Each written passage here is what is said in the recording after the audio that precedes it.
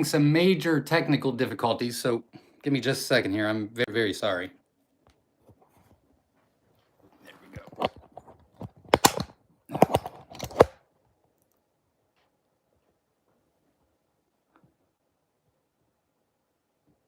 All right, can you guys see me now?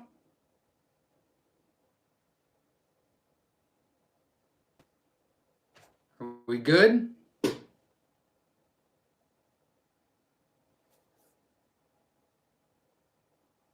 I am sideways. Of course I am. And it's not turning. Hold on just a second.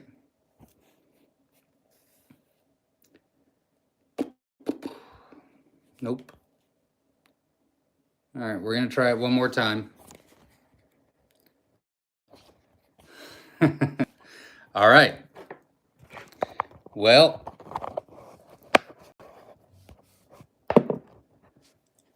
whew, that was a rough start, everybody. I did restart, and now it's even worse. So I apologize. Okay, well, can you guys hear me okay? Because I was on earlier and no one could see me and no one could hear me. So I had to restart it all. I did get it back on this one. But yes, okay, wonderful. It's been that week here. I am so sorry. Again, it's going to be I can't turn the screen. I don't know why. I'll have to look into that, so I apologize. It is what it is. I'll still be able to answer your questions, and I'll try to go as fast as possible. Again, I apologize for all the inconvenience. I have not had any technical issues in quite some time, so I guess I was due for some. I do have some announcements that I'm going to get through real quick, and then we will get into the comments. First and foremost, Jumbo Wild Eggs will be back on the website February 11th. Jumbo White Wing Eggs will be back on the website February 7th. Everything is on the website now. And we do a couple different things. Every Sunday we go live at 7 p.m. Eastern Standard Time. It's usually not this chaotic, so I apologize. I don't even know what's going on. I'm assuming it has to do with my new little microphone I got that was supposed to be the best, and obviously I did something wrong. I'm sure it's me, the user, so yeah, this is annoying.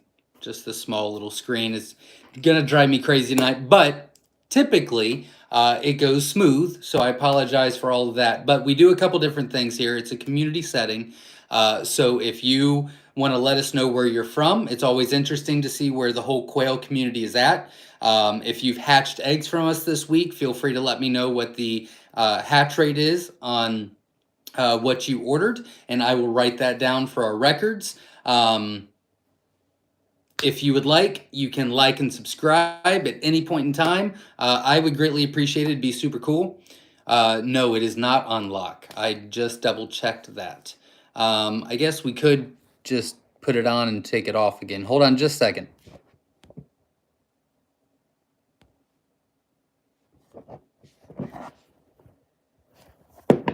Nope, won't let me do it. And then there's a donate button, which sounds awful right now, and I apologize, but there's a donate button. There's a $sign in the comment section if you donate to the channel. I put money right back in. Whatever gets donated, I put it right back into the channel for right now. So for example, we just got our Farm Innovator in. We just got the, what is it called? The Mini Dome by GQF. I got that in. We got some different trays in for to sample out and to test for you guys. So any donations goes right back into the channel. And again, if you could just hit the like button, subscribe, I would greatly appreciate it. Now, this usually takes quite a bit of time. I don't think we're going to be going too long tonight, but I do read all the comments, or try to.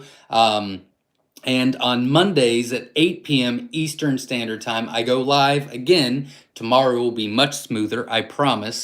But it's a quick, fast live Q&A, and I only read the questions, and it's a live Q&A. But tonight is also a live Q&A, which means if you have any questions about Coturnix quail, feel free to ask, and the community will respond to you, and eventually I will get to your comment. We have finalized QuailCon. I have finalized the speakers, and I'll be doing a couple of extra stuff this week and next. And tickets will be going on sale shortly, so stay tuned for more information on that. And we are not allowing anyone to do any farm pickups for the next while. I have COVID. Jenna has COVID. Jenna is on the rebound. She's starting to feel much better. But I am actually starting to get worse and worse. So hopefully I will wake up and do better tomorrow. But one way or the other, doesn't really matter. I got stuff to do, right? So that is all the announcements. I meant to write something else down, but I can't remember what it was. And we're behind anyway, and it's been a mess. So let's just get into the comments, shall we? Let's see. Flew the Coop Farms is in the house. Verna Young and Ed Got Bait are my moderators. They're in the house. Chrislyn Hackinson's in the house. PJ's Family Farm is in the house. Wilderness Homesteading says, good evening, everyone. Hope you are doing well. Thank you very much. I'm struggling a little bit. I'm struggling, but we'll get there. Susan Kruger's in the house. Hope all are getting back to normal, healthy. Everybody else is doing real well. I'm kind of the last one to get better. PJ's Family Farm says Celadons hatched yesterday and Myshire Graufi went into lockdown. I lost the rest of the comment. I'm sorry, PJ. Let's see. Joan is in the house from Southern Arizona. Welcome. Veronica's in the house, greeting Quail family from chilly upstate New York. It is cold outside. Absolutely. Travis Hansen's in the house. Good evening, everyone, from northern Minnesota. Welcome. Glad you're here. Shelly C. is in the house from Wooster, Ohio. Hope everyone is keeping warm. I'm trying, at least. Veronica is in the house, not talking to me. Gary is in the house. Hello to all from Nebraska. Zach, I'm sorry, eggs are in the incubator. Thanks. Awesome. Keep me posted on that. No, I don't want anything to do with them right now. You can bring them in after you feed them. The pigs are on my nervous right now. I did not get much sleep last night. Bags of Love is in the house from North Carolina. Welcome. Veronica says we got about 18 inches and the 4 expected. Snowing now, drifting in the major issue. I hear that. It's just light snow here. It's just cold. It's real cold. Not negative 20 to negative 35 degrees, but it's cold for me. Freedom Quail Farms in the house. Welcome. Veronica's in the house. We ended up with 4 healthy little kids, 3 boys, 1 girl. That is great. Congratulations.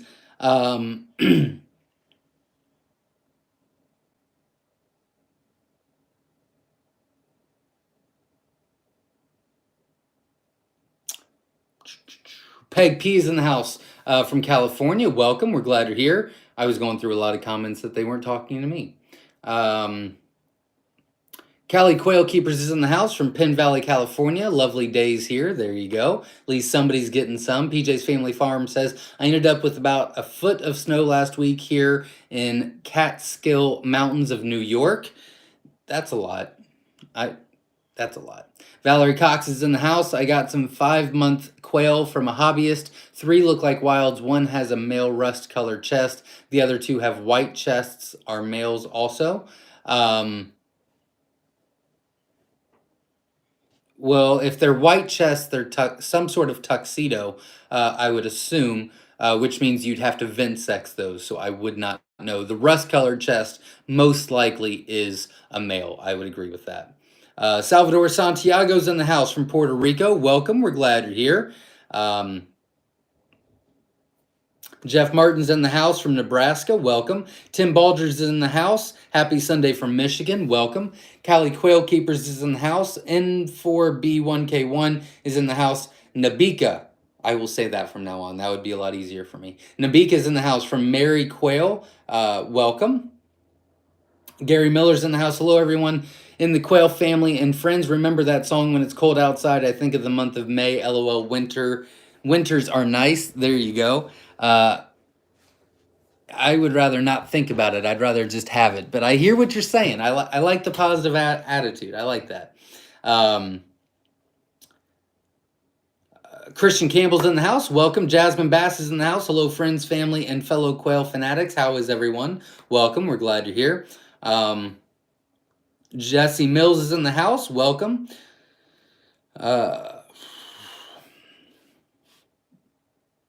Gary from Georgia is in the house. What's your thoughts on medicated feed for chicks? We do medicated feed for chicks. We used to not. And then our PhD specialist doctor person that's much smarter than me explained to me that there was two different types of medicated feed. There is a all natural medicated feed, and then there is a chemical medicated feed. We do not recommend or use the chemical medicated feed, but we do the natural medicated feed, and we would have taken it or leave it. We would have taken it or left it. I don't know. I've got COVID brain. I don't even know. But it was actually cheaper to do the natural. Well, it was cheaper to do the chemical medicated feed, and we said no. So we bumped up, and it was actually cheaper to do the natural medicated feed than the no medicated, and so that's what we do. So I would just check that, and yeah, I would check that, and if it's natural medicated, there's no reason not to, in my opinion. But I think it's a personal preference for everybody. Veronica said, sold my first hatching eggs yesterday. See how it goes. Gave her the 50% guarantee. Invited her to the quail groups. That is awesome. Congratulations. Best of luck to you. And that is a huge accomplishment. No matter what happens from here, that is a milestone. So you should really celebrate. Congratulations. And that is very exciting. Patricia's in the house from Virginia. Welcome. We're glad you're here. Shelly C says, hatch rate on my reship jumbo mix was 72%. That is wonderful to hear. I like that. Jumbo mix, 72%. Still problem solving with the farm innovators. But it sure beats 38%. Absolutely.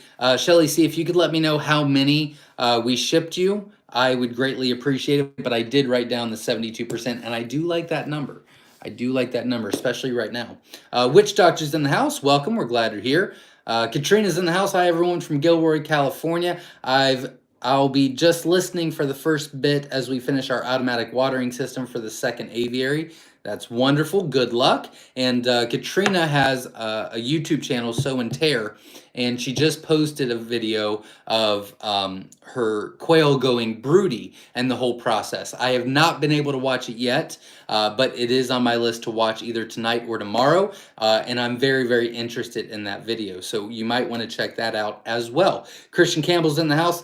I had my first quail hatch at 10 this morning, but nothing else till now. It's day 17. Anything I should be doing? Day 17, only one. Go ahead and increase your temp by a half a degree, 0.5, a half a degree, and increase your humidity 10%. And then obviously keep me posted. I'm a little caught up now, so real quick, guys, I feel bad. And it is what it is. That's okay. But I'm just not going to be on my A game. But I'm here, and I'm going to try to help. And I'm going to go a little bit slower than what I normally do, so it might even take longer than normal. But I will hang in there, and but it's going to take me some time to process stuff and everything like that, because I am not with it. So I apologize in advance. Genuine Toe Tags in the house. How's it going, everybody? Everyone. Joey from Oregon's in the house. Welcome. Glad you're here. S.O. Swanson says, greetings, y'all from Memphis. Came for the enthusiasm I felt of my fellow quail fanatics. I know I'll get some education while I'm here as well. Absolutely. I'm very happy you're here, and welcome. Oh, that is so much better. I don't know what my problem is. Trudy Maddox is in the house from Clinton, Arkansas. Welcome. We're glad you're here. I'm going to maybe move both of you guys a little bit. That helps. Look at me. Let's see. Michael says, hello from Cape Cod. I got a 77% hatch rate this week. Very excited. We'll be ordering more jumbo Egyptians next month. That is awesome. Congratulations. I'm liking these numbers, guys. This is great. 77% on Egyptians.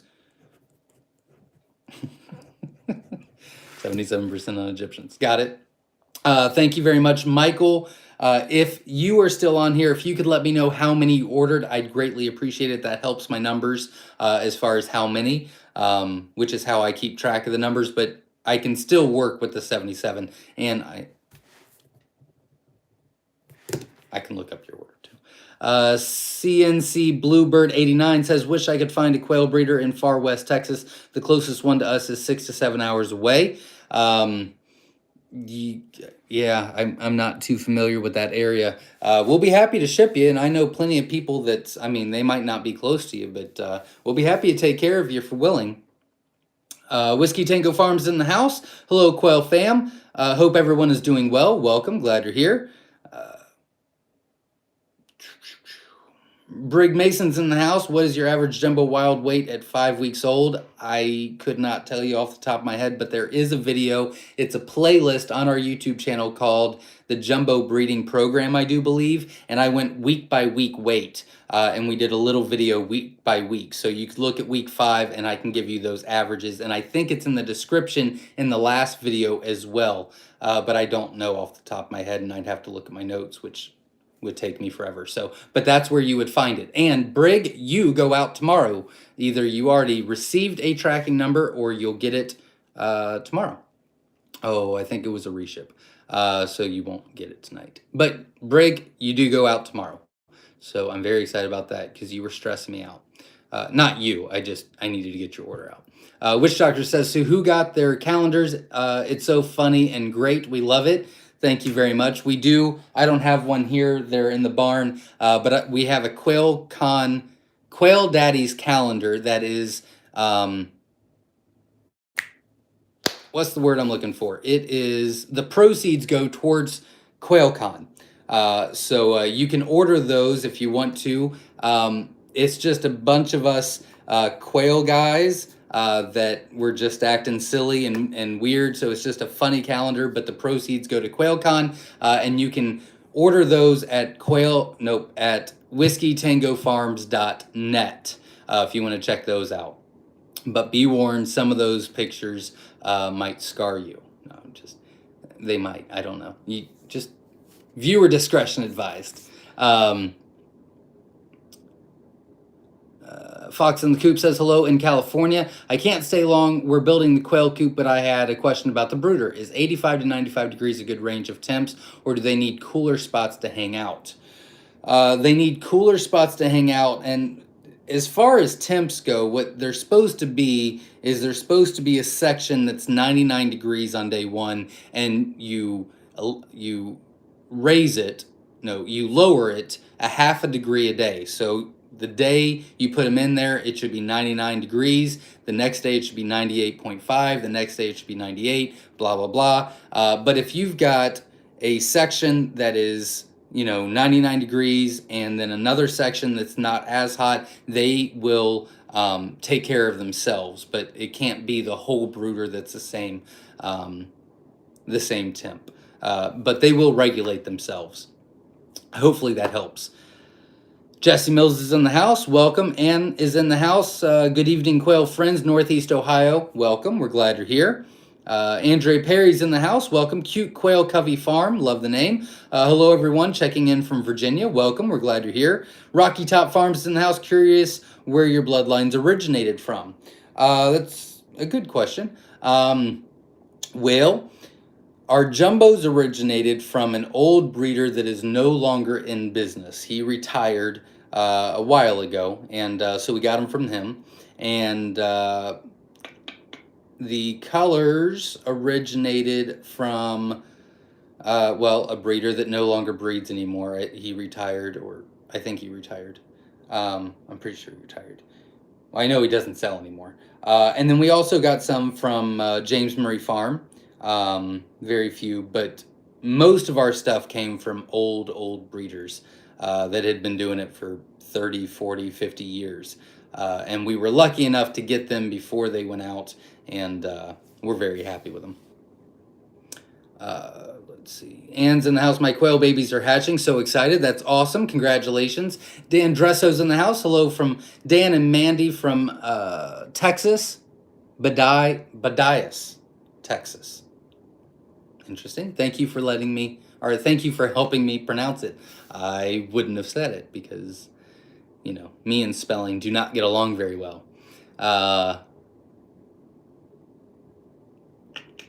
Jeff Hardy's in the house. Hi from Morrill, Ohio. Is there any reason to leave your lights on for 14 to 16 hours on your grow out pens or just for the breeding and egg laying pens? You don't need to put the lights on the grow outs. They will mature just a little bit slower. But that's not necessarily a bad thing. Sometimes when they mature a little bit slower, they'll actually be a little bit bigger at full maturity. So that's not a bad thing. They'll lay a little bit later, but we're talking like a week or so. So either way would be fine. Ours don't have light. Well, I guess they do. They have the heat light. So ours have height. Blah, blah. Ours have light all the time as far as the grow outs, and then once they're 4 weeks old, they get lights 14 to 16 hours a day. Brig Mason says, Zach, hurry and get the Jumbo Wilds back in stock. They will be back in stock February 11th. I'm pretty sure the last order goes out a week from tomorrow, which I'm very excited about because that means until February 11th, I am jam-packing our incubators, our brooders, and all kinds of other stuff. And I am going to increase size a lot because I hate being behind. Again, I do apologize for all the technical difficulties that happened prior and how the camera is tonight. I'm really not a big fan of it, but we are here, you can hear me, and we're still trucking along. So I will fix this and we'll move on going forward. Tim is in the house. Tim Baldridge says, will an unevenly heated incubator make the chicks weaker? Yes, very much so. I know it will delay or even prevent hatching, but will the chicks be as strong as normal heated incubator chicks? No.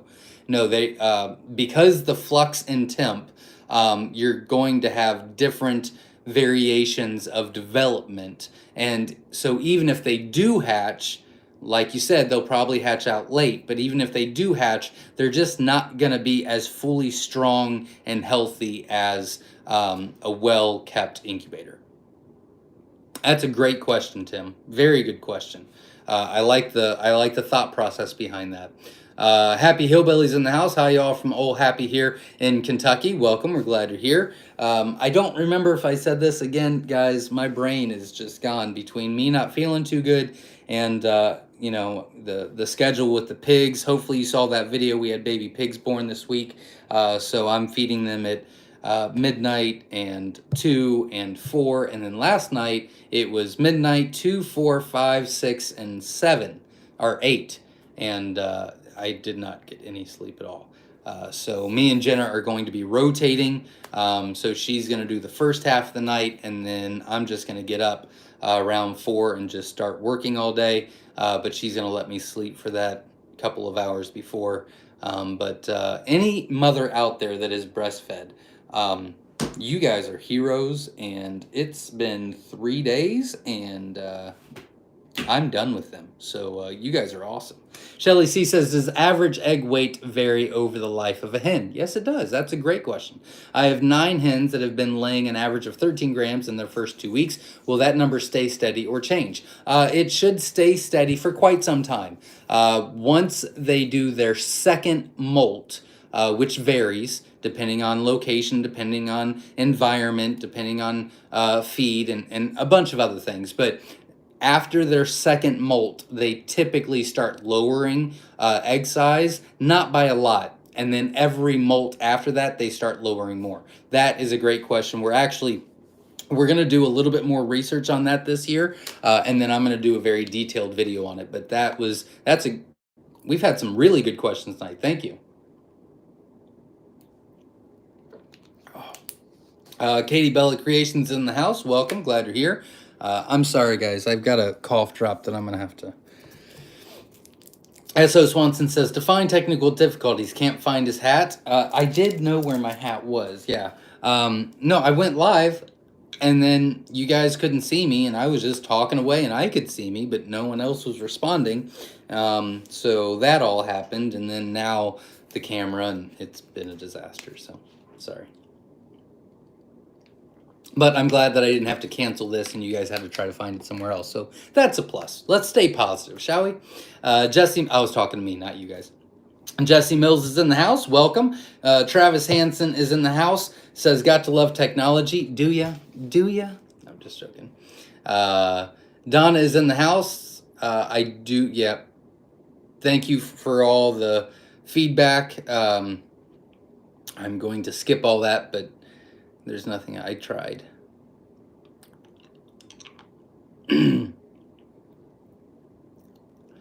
Shelby Squash is in the house. Welcome. We're glad you're here.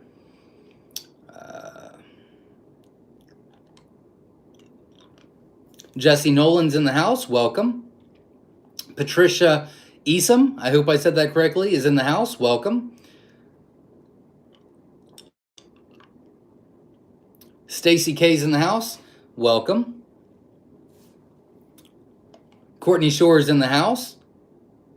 Hello from my kids and I. Well, welcome. We're glad you're all here, and I'm very happy that you're getting into quail. So good luck. And if you have any questions, feel free to ask. Bonnie's in the house. You were coming through fine here. Thank you very much. Nikki James is in the house from Missouri. Welcome.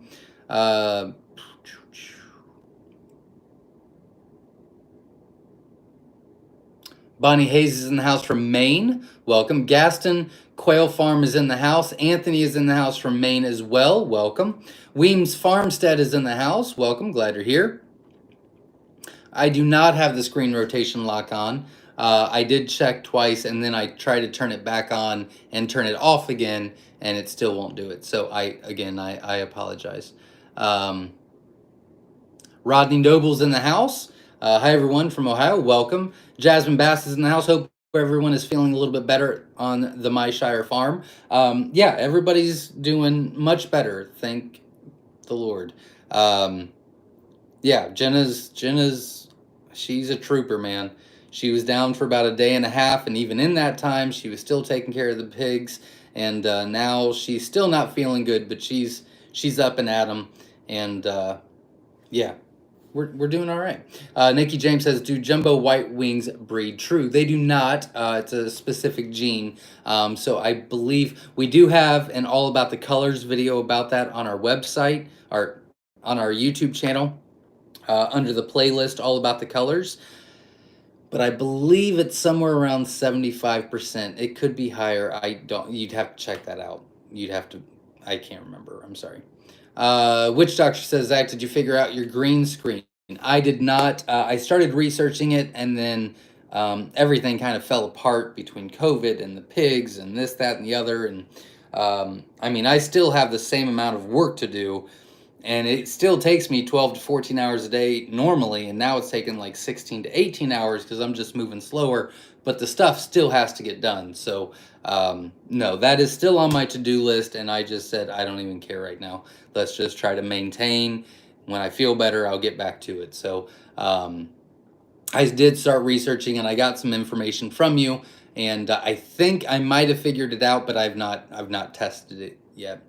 Smith Julie's in the house from Michigan. Welcome. We're glad you're here. Piglet update. I will give you some updates on the piggies in just a little bit. I'll bring one in here and let you see. I just needed a break from them for just a little bit. William Morse is in the house from Taylor, Michigan. Welcome. We're glad you're here. But right now, they're all alive. I'm still not hopeful for the two, but I thought for sure they would have been goners by now. I did get some hateful emails and texts and comments about that, but you know, that's just, I mean, can we do better? Yes. And do I want to do better? Yes. Do I want to lose any? No. But you know, that's just part of farming and homesteading. I mean, just not everything's going to live. So I understand the frustration, especially when I'm making mistakes, but I kind of have to get better at it. So just keep that in mind. Julie Rowley's in the house from Norco, California. Welcome. We're glad you're here. Gaston Quail Farm is in Georgia. Welcome. Stacy K says, what's the difference between Jumbo Wild and Coturnix? They are Coturnix. Jumbo Wilds are Coturnix. It's a variety of Coturnix. So the wild is the traditional brown color, and the Jumbo represents the size. So it's a larger Coturnix. Very good question. Michelle Jackson's in the house from Payson, Arizona. Welcome. Anita Culp is in the house from Central California. Welcome. Callie Quail Keepers has got to run and sell more eggs. Busy, busy. There you go. Callie Quail Keepers is hitting record numbers for her business and keeping me updated. So congratulations to her. And she's got a YouTube channel out as well if you want to check that out. Beam Farm is in the house from Oklahoma. Welcome. 78%. Thank you very. I knew it was somewhere on there. 78% true on the White Wings. Appreciate it, S.O. Swanson. Weems Farmstead's in the house, Louisiana. Welcome. Waji is in the house from Illinois, planning on starting in the quail hobby this year. That is wonderful. Welcome. We're very happy you're here. Again, if any of you missed it, I'm just going to let you know real quick. I know the angle's bad. I'm having technical difficulties. I'll fix it after this, but I don't want to spend the time trying to fix it, even if I can. I'd rather just get through the comments and not make you wait any longer. So I do apologize for the visual tonight. And I was late and this, that, and the other. But if you did miss it, Jumbo Wilds will be back on the website February 11th. Jumbo White Wings will be on the website February 7th. Everything else is on the website, ready to go. If you order anything other than Jumbos, it's about 3 to 6 business days before I ship it out. That's how far behind we are. And if you order Jumbos, it's about 2 to 3 weeks out before I can ship out. But your eggs will be laid same day as shipped, so don't worry, and we guarantee a 50% hatch rate, and we'll make sure you get taken care of. And if you're new to Coturnix Quail and trying to get information, we do this community setting every Sunday, and I enjoy it, and we have a good time, and we'd love for you to be a part of it. But if you're just wanting answers to questions that you have, Mondays at 8 p.m. Eastern Standard Time, I do a rapid fire Q&A. I don't read all of the comments. I just read the questions, answer, and it goes fast. So that might work better for you as well. I'm trying to be as helpful as possible, and I thought that was a good idea to do. And it's working out, so keep that in mind as well. And there's something else I wanted to say, but I don't remember. Hit the like button, support the channel. I greatly appreciate it. Oh, yeah, and I do have COVID, and I'm really not feeling too great, and my brain is just between my headache and just fogginess, and I'm not as fast. So if you're new to this is not a normal setting. You literally came at the worst time that I've had in a long time. So I apologize. I'm still here. We're gonna do it, but please come back. I'll be much better next time. I promise. Is all I'm trying to say. Don't leave us just yet. Travis says hello from northern Minnesota. Just getting into quail. Well, welcome. We're glad you're here. If you have any questions, feel free to ask. Veronica says, I think the storm is messing with my signal.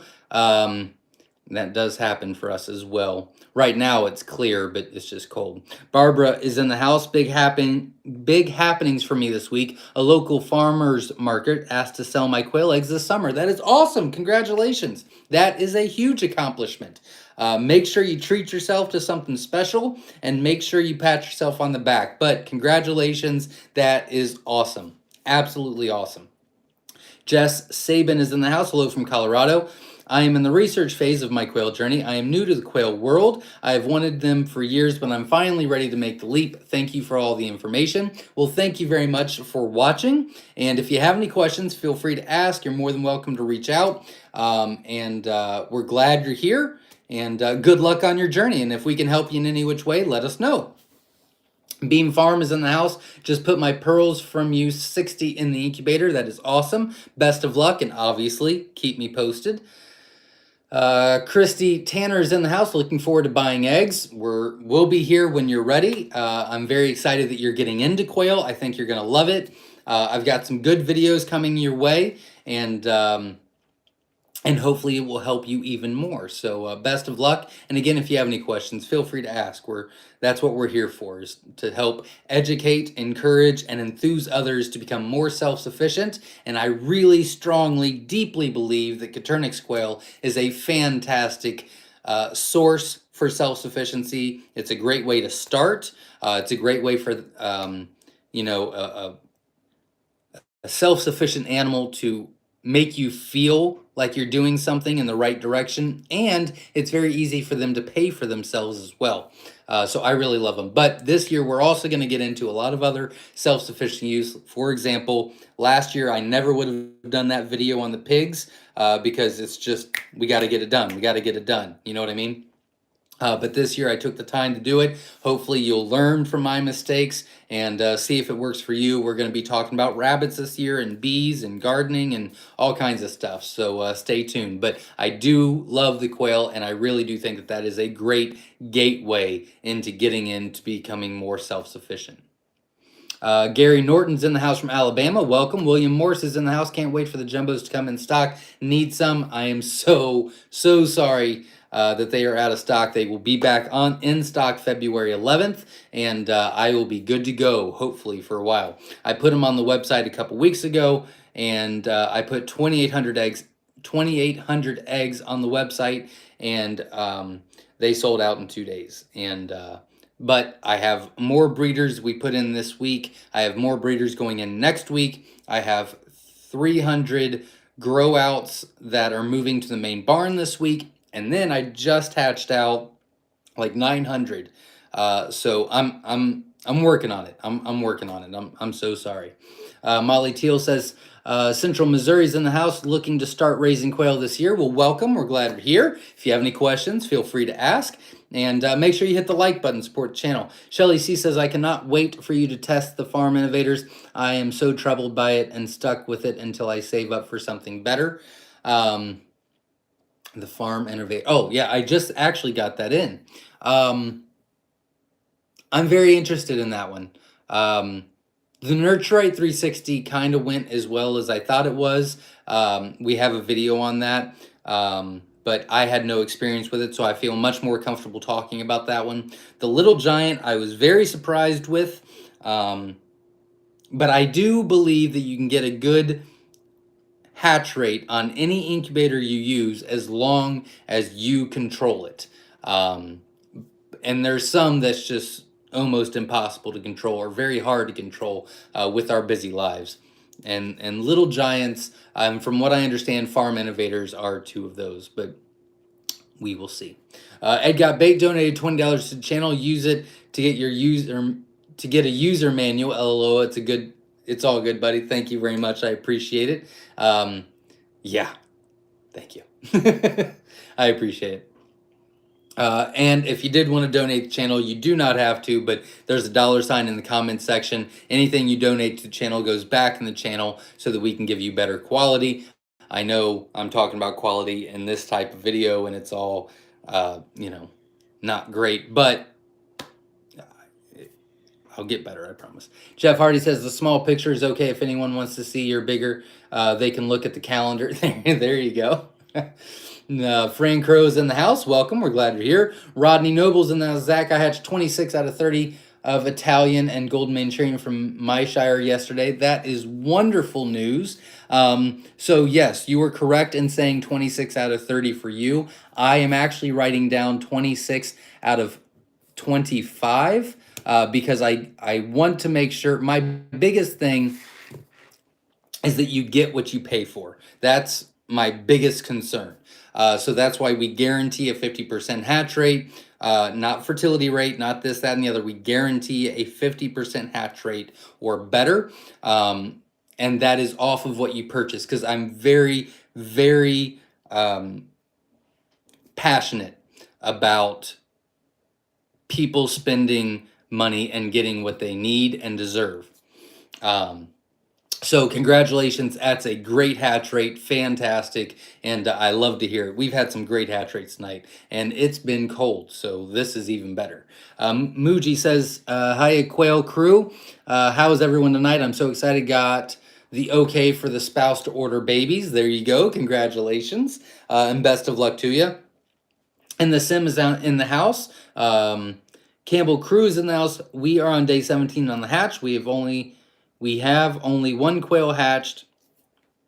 Is there anything we should be looking for? Just wait and see till day 18. First time hatching, so just making sure. You said you've had one? Yeah. Campbell Crew, Go ahead and increase your temperature by a half a degree, increase your humidity by 10%, and keep me posted. But you definitely need to let it run longer. So definitely keep me posted. My contact information, and again, I'm going to be a little late on getting back to everybody because I'm just moving at a slower speed. But my contact information, my cell phone number, my email address are both on my website, myshirefarm.com at the very bottom. I am not answering phone calls this week. My throat hurts. It just takes too much time. But I will respond to texts and emails every day. So yeah, for Campbell Crew, and I forget the other person that was having the same issue on day 17. Increase the temp and humidity, like I said, and then if you can, maybe shoot a text to me this time tomorrow, about 24 hours, or Wednesday morning, and let me know what it is, and then we can adjust more then if need be. Julie Rowley is in the house, been raising Coturnix quail for 3 months. Just hatched a batch of eggs from the first quail we incubated from MyShire. So exciting. That is another huge accomplishment. Congratulations. That's very, very rewarding. I hope you're very excited about it, and I am very happy for you. So congratulations. Jimmy is in the house. Zach, I just ordered my very first hatching eggs from MyShire. Very anxious in Southeast Texas. I am thankful for all of the helpful videos. Well, thank you very much. And I will get your order out as soon as possible. And we'll send you a tracking number the day before we ship. And I will get you out as soon as we can. Good luck. Obviously, keep me posted. And if you have any questions, I'm live every Sunday and Monday. And you can always text me or email me. I prefer texts, to be honest, if you can. I know everybody's different, and I need to adjust to everybody's way of doing things, and that's completely fine. But texts are so much easier for me to respond to. I don't get emails on my phone, so I have to be sitting down with my iPad, and that's kind of annoying. But if you need to email, that's completely fine. But if anybody has any questions throughout the week that they really need answered and they can't wait, then you can feel free to text me. The number is 937-760-7282, but it's also on our website. We got our Quail Daddy's calendar. There you go, Gaston Quail Farm. I'm sorry, and you're welcome, I guess. I don't know. Christy Tanner's in the house. Welcome. S.O. Swanson says, I need my tickets to QuailCon. They're coming. They're coming. I'm a little behind on a bunch of that stuff, but I'm trying to make sure that the Quail Barn stays up and orders go out and my phone gets caught up and things like that. So I'm a little behind, but not as behind as what I could be. What incubator is being tested now? It is the Hovabator that we just tested. I don't know what my problem is. Yeah, we're testing the Hovabator now. I just got the pheasant rails in, so we're going to be doing a video on that this week. As far as the different trays to hold eggs, I showed you the GQF quail eggs, and I showed you the trays that we buy for our Gigantor incubator, and then I just got the pheasant trays in, so we're going to try that. And in that video, we're going to show you the turner for the Little Giant or the Hovabator. They're the same turner, and we're going to show you if the jumbos fit or not. So that'll be a good video, and I have a huge list right here on videos that I got to get done. I just got to try to book it. I got to get everything else done first. But right now we're testing the Hovabator, and then next is the mini dome. I forget what it's called.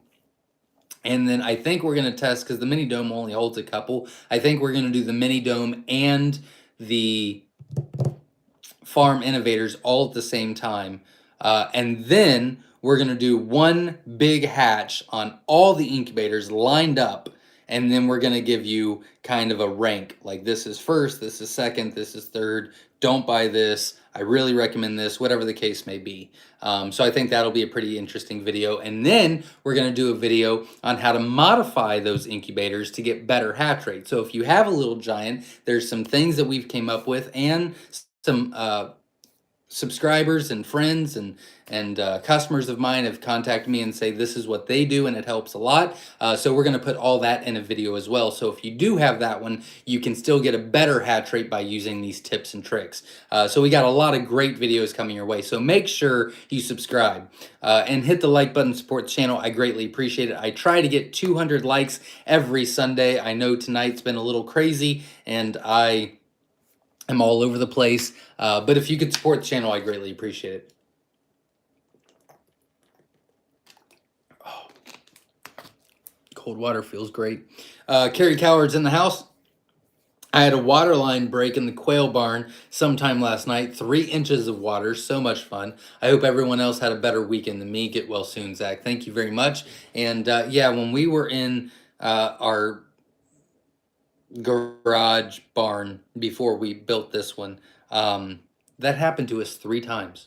3 times it happened to us, and it is a nightmare. So I wish you all the best, and I feel for you, and I know where you're coming from.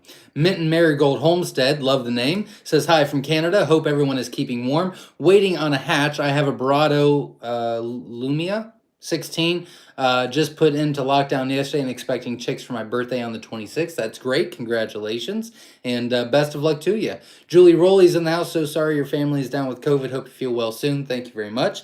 While we're waiting, Homestead's in the house. Hi, Quail family. Exciting things happening here on our little homestead. We are now licensed small egg producers. Thank you for all your support and mentoring, praying for a quick healing, Zach. That is awesome. Congratulations. I know you've been working on it, stressing out about it, and now you've got it and you're done. So now you are off to the races, and you've been killing it. I mean, you've made, I mean, I don't even know what the huge strides, but that still doesn't describe what you've done since QuailCon as far as what you've been doing with your homestead. So I'm very happy for you, very proud of you, and you know, I'm always here if you need me. But congratulations. Stacy K says, my incubator is not warm enough. It says 102, but my other thermometer says 99 degrees. Hope that's okay. They're in lockdown for 2 more days. Yeah, 99 degrees is exactly where you want to be. William Moore says we have 150 eggs in the incubator, crossing fingers, next week lockdown. Well, good luck, and we wish you all the best. Susan Kruger says from Jackson, Michigan, I am 2 hours away. Is it possible to pick up of order? I am interested in 4 sets of teen jumbo wild or jumbo birds and hatching eggs. Well, there's a couple things with that. One, we're not doing any farm pickups anytime soon until we all get healthy. And there's so many people here that we just keep giving it to each other. So that's first and foremost. And second, I'm not going to have any jumbo live quail to sell for quite some time because we are completely selling out of eggs. And anything that I am putting in is for us. So I don't have any extra eggs to put in, hatch, and sell. So as far as the live birds go, it's going to just be mixed fun colors or feather sexable colors or rare colors or whatever the case may be. But you could pick up once everything settles down. I do have to get approval from Jim and MPIP for us to be able to open back up the farm for tours because we've got COVID and so blah, blah, blah. But hopefully we can get past this in just a couple weeks. Christy Tanner says we have 150 eggs in lockdown as well. Well, good luck. Wish you all the best. Fox in the Coop says, hello from California. Can't stay long building a coop, but is the range. I already answered that. Maybe you didn't hear it. I'll just respond. You do need cooler spots and warmer spots so that they can regulate. They do very, very well regulating themselves after they're a few days old. Typically, you want to start at about 99 degrees and then drop it down a half a degree after that every day. So you start out on day 1, 99, then 98.5, then 98, 97.5, so and so. But again, I've got a video on that, and really the best way to do it, in my opinion, is watch them, and they'll tell you what you need to do. So if they're right under the heat lamp or the heat source and they're all bundled up, then they're too cold. You need to get more heat on them. If they're away from it, bundled up, they're too cold or they're too hot. You need to raise it or lower the heat. In the Sims in the house from Texas. And if they're all moving around, then they're just right. But I do have a video on that if you want to check it out. In the Sim is in the house from New Caney, Texas. William Morse is in the house from Michigan. Sarah is in the house from Texas. Hope, Margaret, and the piggies are doing well. Everybody is alive. 2 of them are still didn't think they were going to make it this long, but they are bottle feeding, so that's annoying but nice, I guess. Robert Halverson is in the house. Hi from beautiful Cold Red Wing, Minnesota. Welcome. We're glad you're here. A. Jones is in the house. Hey, Zach, checking in from the northeast tip of Ohio. Welcome. Heavenly Half Acre says, Bill here from northeast Pennsylvania and light snow tonight. Good evening, Zach. Welcome. We're glad you're here. Beam Farms in the house. Says, I need to stay 10 out of 10 on egg shipping from you, Zach. Well, thank you very much. We work very, very hard on that. I spend a lot of time collecting eggs daily so that they're fresh for you, and then double boxing, and then foam, and then peanuts, and then, yeah. So there's a lot involved, but thank you very much. I appreciate that. Patricia Patricia says hello. Glad you are better. Cold here in Virginia. Welcome. We're glad you're here. And it is cold here in Ohio. That's for sure. Tommy Texter is in the house from Tennessee. Welcome. We're glad you're here. And you won a good auction today. So congratulations on your auction win. Christy Tanner's in the house from Taylor, Michigan. Welcome. Christian Campbell's in the house from Nebraska. Welcome. Veronica is back in the house. Welcome. A. Jones is in the house from the northeast tip of Ohio. Welcome. RK says, you mentioned once that a quail consumes 2.6 pounds of food from hatch to adult. What is the feed consumption per month as adults? That video is coming out shortly. I do finally have all the numbers. They're not on me, or I would just tell you now. But we will be doing a quail egg video, a quail math egg video, I'm hoping this week. It was supposed to be done that last week. I actually had time to do it, and then the pigs got in the way of that. So it's coming, I promise. But I don't have the numbers. No, I do not have the notebook here. It's in the barn. Nehemiah King says, if quail are in the barn that has artificial lighting, but the building is not insulated and gets down to about 30 degrees inside the barn, will this cause them to slow down, to lay, or stop? Nope. They lay the same all year long. And it's not really the weather. I mean, they're out of the elements because they're in our barn, so that's not a big deal. It's the elements and it's the lighting. So if they can get out of the elements and they still get the same amount of lighting, they are good to go. I just noticed that I had a couple of donations and I missed them. I will see them again. I'll mention you. I'm very sorry. I wasn't even paying attention. Again, my brain's all foggy. But Christy Tanner, thank you very much for the $5 donation. I really appreciate it. Here's a little thing that I did not know. So, like, I guess when people go live, and I guess this is a good idea. So, like, if you do a donation and you have a question, then obviously I'm going to read what you have. And you'll get your question answered sooner. But I mean, I'll answer your question so you don't have to donate for me to answer the question. I'm just saying, I didn't even know that was a thing. But yeah, I mean, there's comments, so you could always comment, hey, whatever. I thought that was interesting. It's just one thing I learned this week. Donna's in the house from Charleston, South Carolina. Hello, everyone. How is everyone? Well, welcome. We're glad you're here. And again, Christy Tanner, again, thank you very much for the donation. I will be putting that to good use. We are going to be starting to purchase things for the Gigantor we're building, and I've got a really, really big surprise for you the next couple of weeks about something we are completely inventing and creating, and we love it. We've already tested it out. We just got to put them all together and do a video on it, but you're going to love it. So stay tuned for that. Richie says, good evening, let's go Buffalo. There you go. I'm hoping they win as well. Happy Campers in the house. Welcome. We're glad you're here. Jasmine Bass says, doing my daily evening Easter egg hunt in the aviary while listening. The roosters are competing with Zach for attention. I hear that. Every time I'm in the barn, they compete with each other and me as well. Witch Doctor says, how do you tell the difference between natural medicated feed from the chemical feed? It actually says on the label. Actually, I didn't know that, but it does. It should say on the label, and if it doesn't, that's a little fishy. But you could always ask your feed experts in your area. But it does say what kind of ingredients that make up the medicated feed. And it's a good question. Happy Camper says, happy campers from Jay, Maine. Hope you get better. Thank you very much. I appreciate it. Ellie Green is in the house. What cage do you recommend? Well, I think that you should check out multiple and decide what's best for you. So I love two different cage companies. And they're both family owned companies, which I love. And they are two completely different styles. So I think it's just whatever works best for you. The first one is Wynola Ranch. You can visit them at quailcage.com. They are metal cages. We use them for our research and development section of the barn, and they are great. They're sturdy. I love them. And then the other is Dale's Quails. They are wooden cages, and they're kind of similar to what we build, but you know, at a smaller scale. But he ships them, and it really just depends on which one you're wanting to work with. If they're going to be inside or outside, you know, this, that, and the other.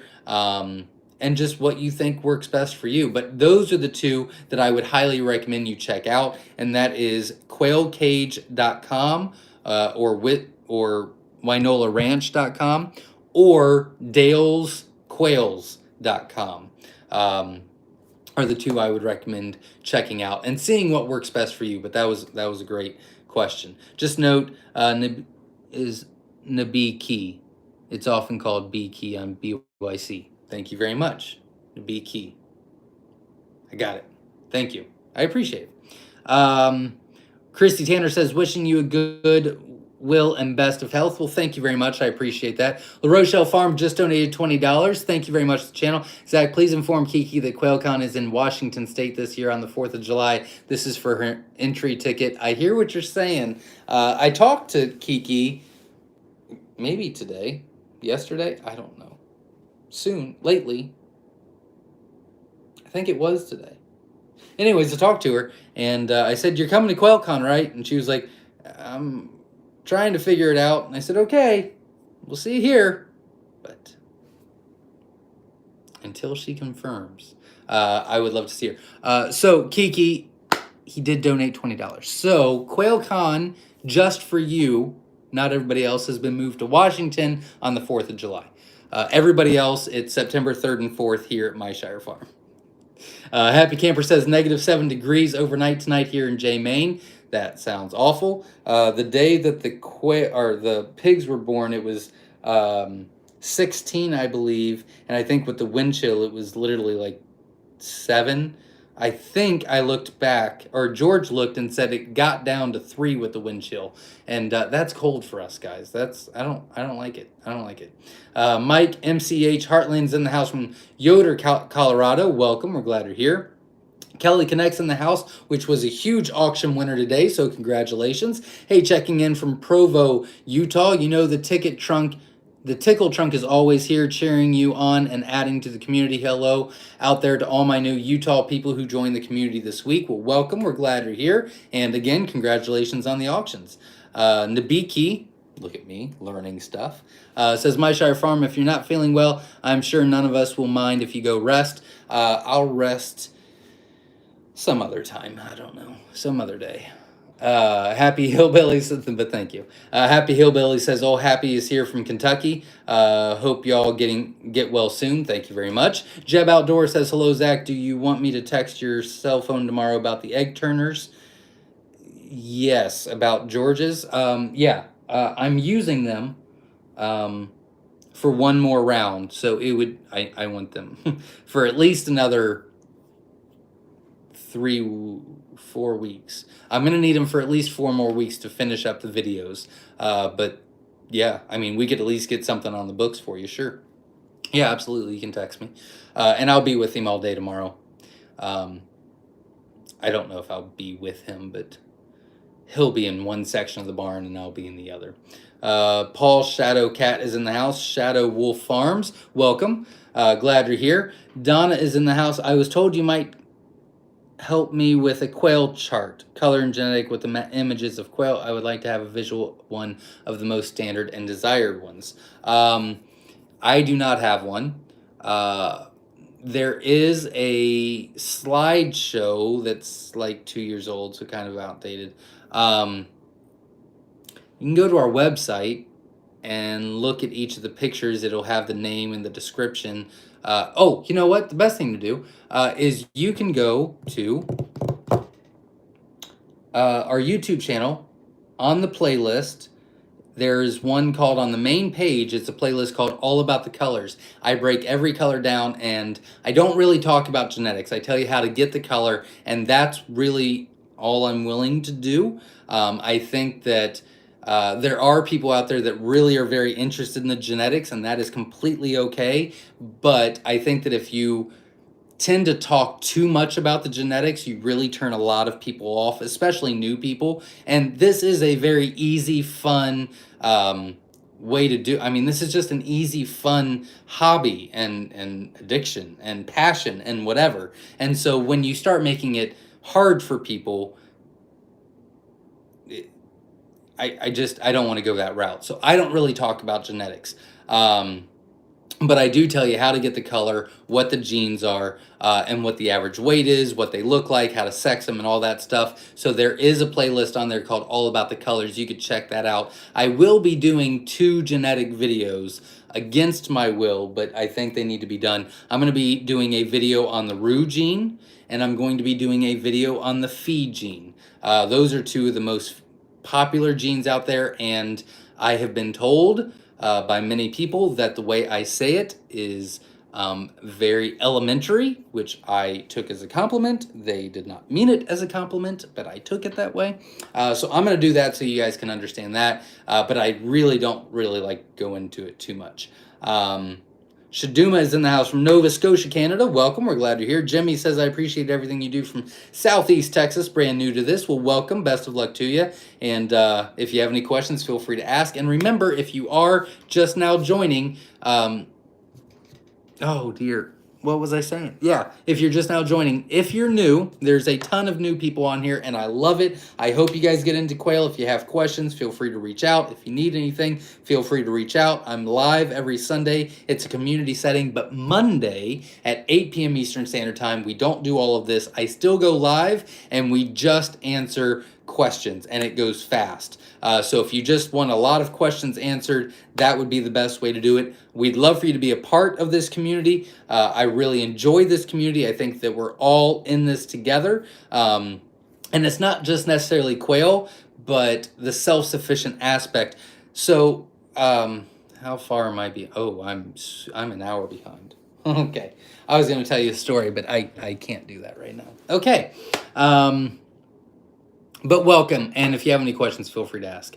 Ellie Green's in the house. What cage do you recommend? I think you asked after or before. I mentioned it before, but I would check out quailcage.com, which is Wynola Ranch. I absolutely love them. They are family-owned and operated company. Their product is amazing. They're metal cages, and they're good people. They're good, honest, hardworking people. And then Dale's Quails is another one. It's wood cages, and it's just him and his family doing this. They are trying to be self-sufficient and homestead, and they're doing this for their family business. And both are ethical, honest, good people, good quality. I highly recommend you check both of those out and decide which one works for you, because everybody's a little bit different.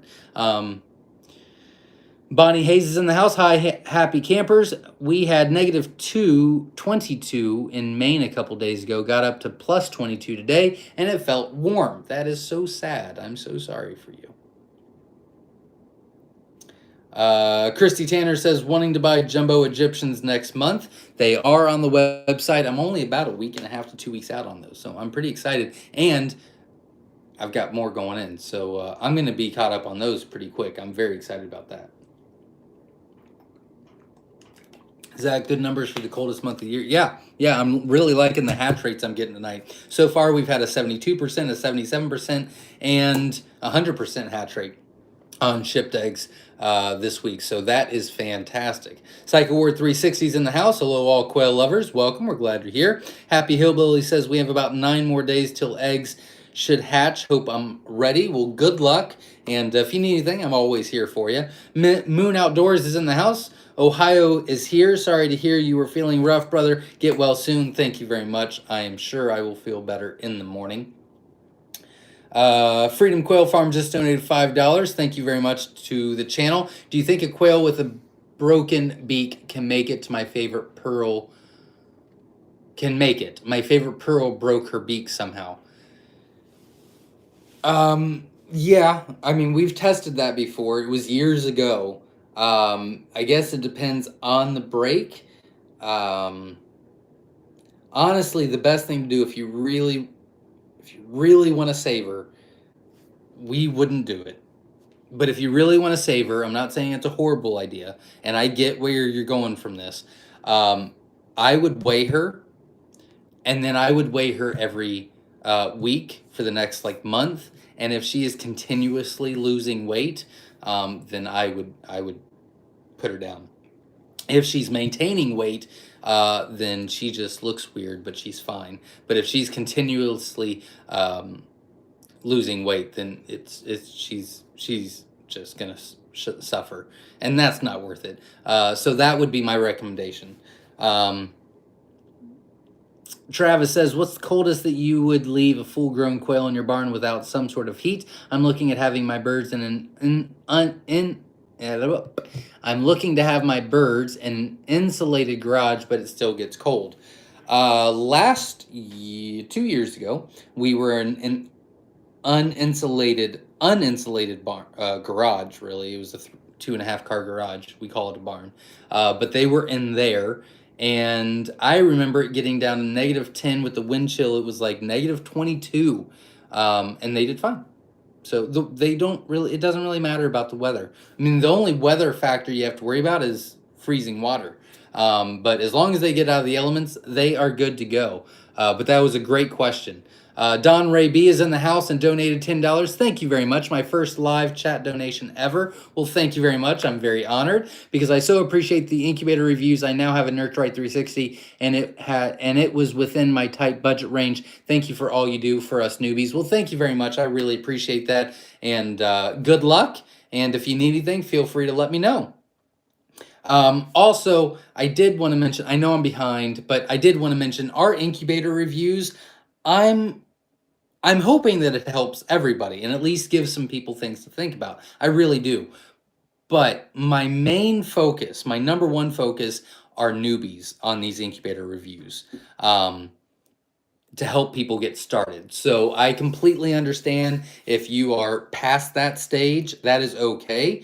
And I'd love to hear all your comments. I'm okay with that too. I do not get easily offended, so bring them at me. I'm good.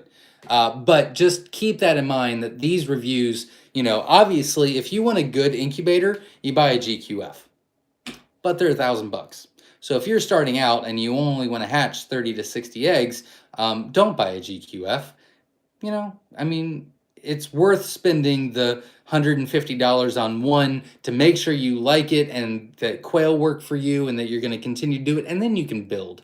But I just want, because I do agree that there are better incubators out there. So I completely agree, and I love the comments that I've received. However, I just want you to understand that this is more for a newbie kind of setting, just so you know. Gaston Quail Farm says, applying for our business license tomorrow. Just finished writing out the business plan, first hatch in 2 weeks. That is awesome. Congratulations, and good luck, and best of luck to you. That's super exciting. Donna is in the house. Hope to buy cages with Kolacek. There you go. Best of luck to you. And yeah, I would check out those two, Wynola Ranch and Dale's Quails. We will get our eggs from you. Just wanted to set a breeder set up in person.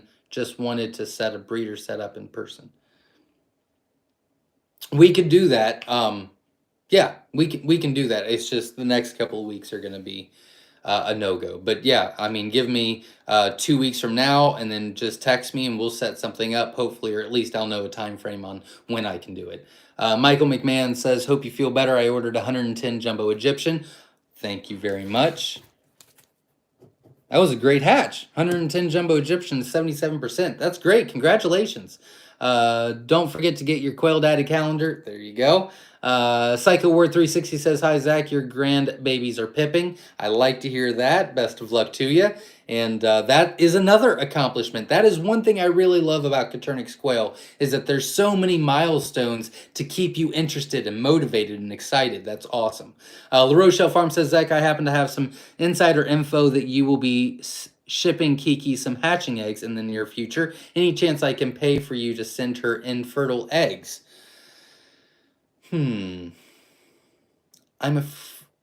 Honestly, I think I'm more scared of her than I am of you.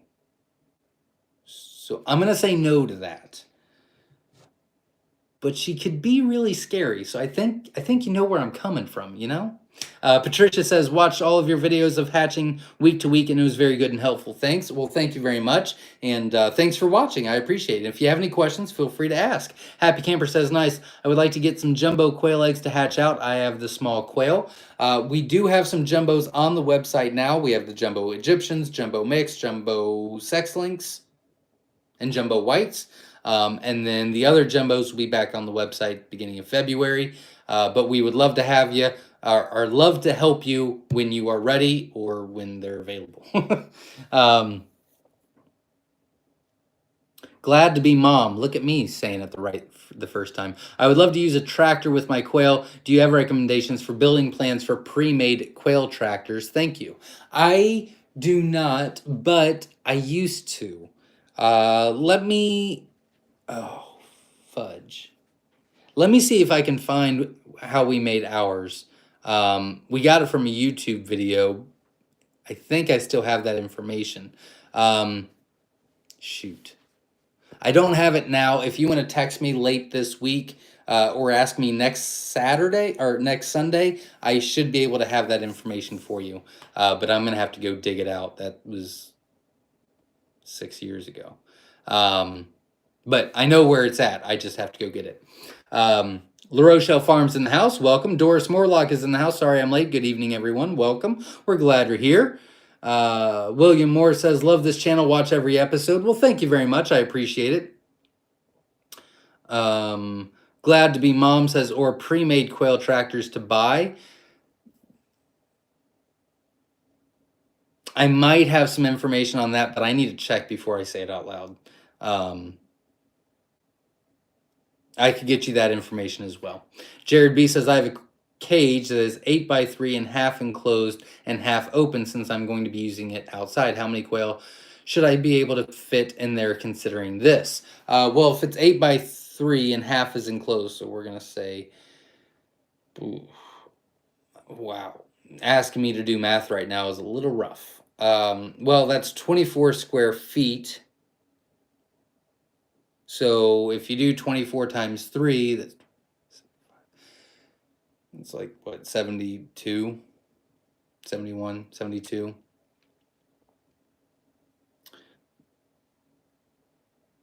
$40. That's not right. 35.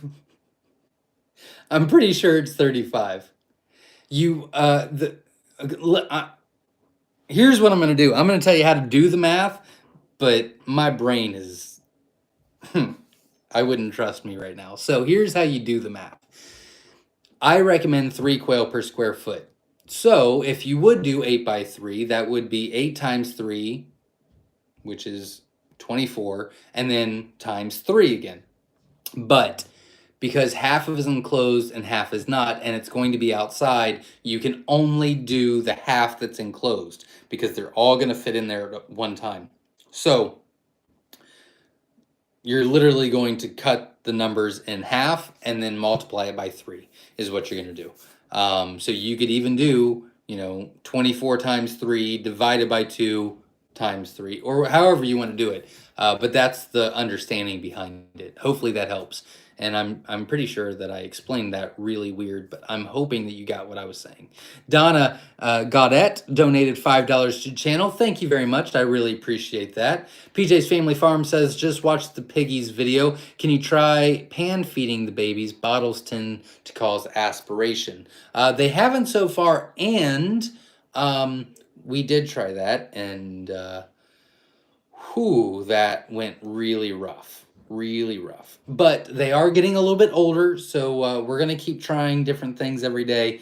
And as soon as they can go outside, they're going outside. Mama is really acting a lot better. So she has passed everything she was supposed to pass, and she's got some good food in her and a lot of sleep, and she hasn't had to deal with the babies except for just the feeding. And so we're comfortable with her out there, and so we're trying to get them to know where the heat is, and I think that they will. I'm just terrified that I've already spent all this time, energy, and effort trying to save them, and then we leave them out there for a couple hours, and then they all die. So we just got to do it right, which again is our fault because they shouldn't have been born right now. I'm having trouble getting my incubator up to 99.1, but I'm getting up to 98.4 to 98.6 made a Terry Caternix incubator special using 200-watt equal to 72-watt bulbs. Will the temp be sufficient? No, the temp will not be sufficient. 99.1 is even on the low end of what you need. Like that's almost in the red. But 98.4, you won't have. If you do have any hatch, it's going to be very little, and they will probably be either very weak or deformed. So yeah, it really needs to be the range really needs to be between 99 and 100. Once you go past 100, there's a possibility of you causing a lower hatch rate, or this, that, and the other. If you go below 99, it's the same deal. So it really needs to be in that 99 to 90 to 100 degree temp. Now, you said it's ranging between 98.4 and 98.6, so it's staying steady, but you do have to get that temp up. That's very, very important. And I would just use a stronger bulb. You said you're using 100, so go to a 120 watt, and that should do the trick. Or maybe 100 and then 120, and that might do the trick. More Nature says, place my first quail egg order, 25 snow and 25 jumbo mix. Well, welcome. Thank you very much. We will get you out as soon as possible, and best of luck to you, and obviously keep me posted. Kiki's in the house. Welcome. Kathy Conan is in the house. Aaron and Kathy from Louisville, Kentucky says hi. Well, welcome. We're glad to hear. Marilyn Perry's in the house from Statesville, North Carolina. Think we got incubator temps evened out and ready now. Thanks for tips. Got brooder going together and wire for floors and cages coming. So getting close. That is awesome. Congratulations and best of luck to you. And again, if you need any more help, just let me know. All our critters live in camper trailers. Nice. That's pretty cool. S. McKee says, was wondering what the beeping noise coming from my computer when I realized you were on. P.S. Found the quail that flew off. Someone had put the poor dead roo in front of my gate. Oh. It's kind of weird that they would do that, but I guess they wouldn't know what to do with it, I guess. Well, at least know where it went. Let's see. Kiki says, Mean Rev forgot to remind me about the lot. Mint Marigold Homestead says, what abnormalities happen in eggs from newly laying hens? I've had soft eggs and small eggs. I feed game bird feed and supplement with calcium and mealworms. How long till eggs are normal? About a week to 2 weeks. They're just, they're just starting out. It takes a little while for them to get things going. And usually, they could be soft eggs. They could be really large eggs. They could be really small eggs. And then they kind of level out within that 2-week time frame, and then they're off to the races. So you just got to give it a little bit more time, but it probably has nothing to do with the feed. It's just they're starting to lay and working through it all. Otis says, hello, everyone from Kentucky, or Kentucky's in the house. Welcome. Glad you're here. Katie Bella Creations donated $5. I did not see. I'm so very sorry. Thank you very much for the donation. I will put that to good use. And I'm very excited to start on the Gigantor video. And I'm very excited about doing the video that we were working on this week. And I think you guys are going to be really excited about it. Kiki says, B-Key is a boss. There you go. Awesome. Joy says, hello from Western Oregon. Welcome. Glad you're here. Anita Culp is in the house from Central California. Welcome.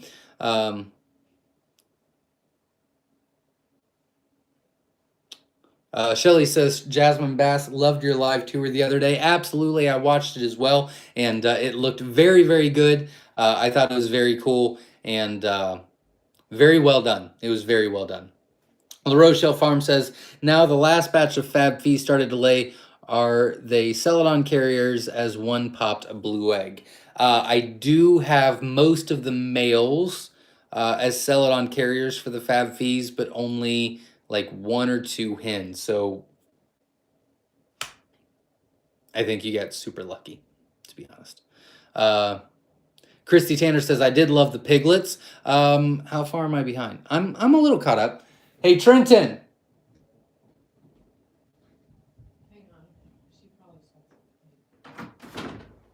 You want Trenton to bring, or have Trenton bring me a pig he was wanting to bring. Busy, but Maddie can bring one. That's fine.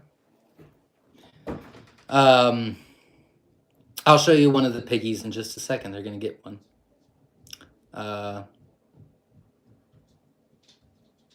Thurston Stout says, hey, Zach and everyone else, love the pig video. How's the 2 pigs doing? They're doing a little bit better. I'm still not very hopeful, but what do I know? So we'll see. We're still trucking along. Dude, block the rude people. They aren't worth your time. I don't really let them get to me. I mean, I really take it for I listen to it, and if there's any truth behind it, then I'll think about it. And I do understand where they're coming from. I just think that people get really riled up about it, and it's like, all right, it's just different. All right, here's one of the piggies. Hi. Did they just wake up? Yeah. Oh, here she is. Oh. So, say hi. This one is, what's its name? Bacon? I'm assuming the loud one is the black and white one. Really? It's the one that's not doing too good. Oh, that's not good. Is Mom in there now? Mm-hmm. Okay. All right. So far they're they're all live. Yeah, as far as the blocking, I get where they're coming from, and there's some good points. I mean, I think that we need to be open-minded. It's just people get really, crazy about it, and they're like, oh, well, why don't you just buy the right one in the first place? It's like, well, people don't want to, you got to think about it the other point of view as well. Like, people don't want to invest $1,000 in an incubator when they're just starting out. So I do agree with the aspect, but then on the same token, I wouldn't do that. At least I wouldn't, So everybody's different strokes for different folks. You know what I mean? Witch Doctor says, congrats on the little piglets. Yeah, I'm very excited about it. And I'm very excited that I was a really big part of it this time. So that's pretty exciting for me as well. And I'm very excited about a lot of stuff we're working on as far as being more homesteady. You know what I mean? More self-sufficient in other aspects. So I'm broadening my horizons, which I'm pretty excited about. And then I got some other exciting things coming your way that I'm not going to mention yet, but they are already planned. So that's pretty exciting as well. And we are going to butcher some of these to feed our family, which is exciting, and then sell a couple of the other ones. So maybe we can even make up for no sleep. Kelly Connect says, I love the piggy video too, so freaking cute. I want piggies. Too bad we can't have them in the city. When we get property and animal right, 1,000% getting pigs. Absolutely. I do like them. They're really cute and fun. Even the adults, they're hilarious. LeBlanc Rubio is in the house. Welcome. We're glad you're here. Alamo Quail Farm is in the house. Welcome. Glasstron's in the house. Can tell that this is an old farmhouse with the old ceiling floor room. Yeah, it is. It surely is. It is. I think it was built in 1880s. I do believe it is old. Carrie says, I completely agree with Kiki. You are keeping it real. Sharing mistakes helps others, not make them. Keep calm and block the haters. Yeah, I have a very good ability to just not let it bother me. Okay, I mean, I don't know. It just doesn't get to me. Sometimes it can. Sometimes it can, and that's really when I look at it. Like, all right, are they just being a jerk, or is there some truth behind that which makes me vulnerable? Like, which one is it? And if it's something that I'm like, all right, well, maybe I should do better, then great. Thanks for your rudeness. It's gonna help me. And then there's some people where it's like, oh God. So I just got to balance that out sometimes. Um,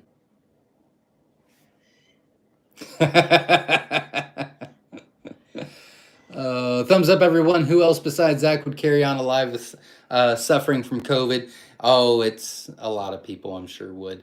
Thank you very much for all the thumbs up. I appreciate it. If I wasn't contagious, I would have gone from the farmer's market yesterday, but I got the COVID too. It happens. I love how you help people not to make the mistakes. Thank you for your honesty. Well, thank you very much. I appreciate it.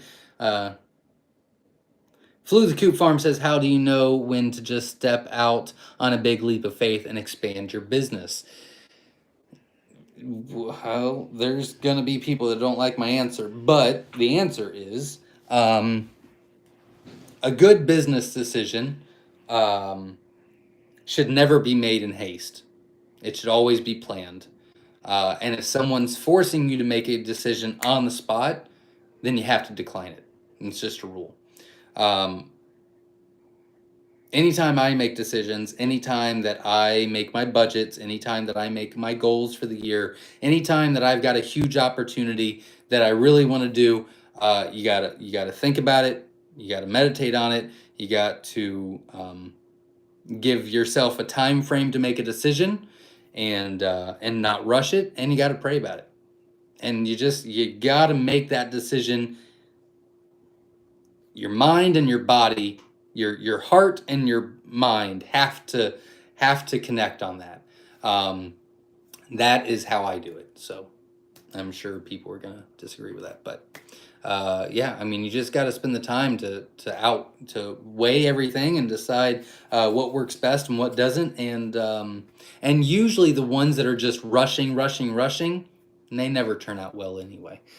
So planning and praying and meditating and thinking and you know and having the whole family behind you, that's the keys.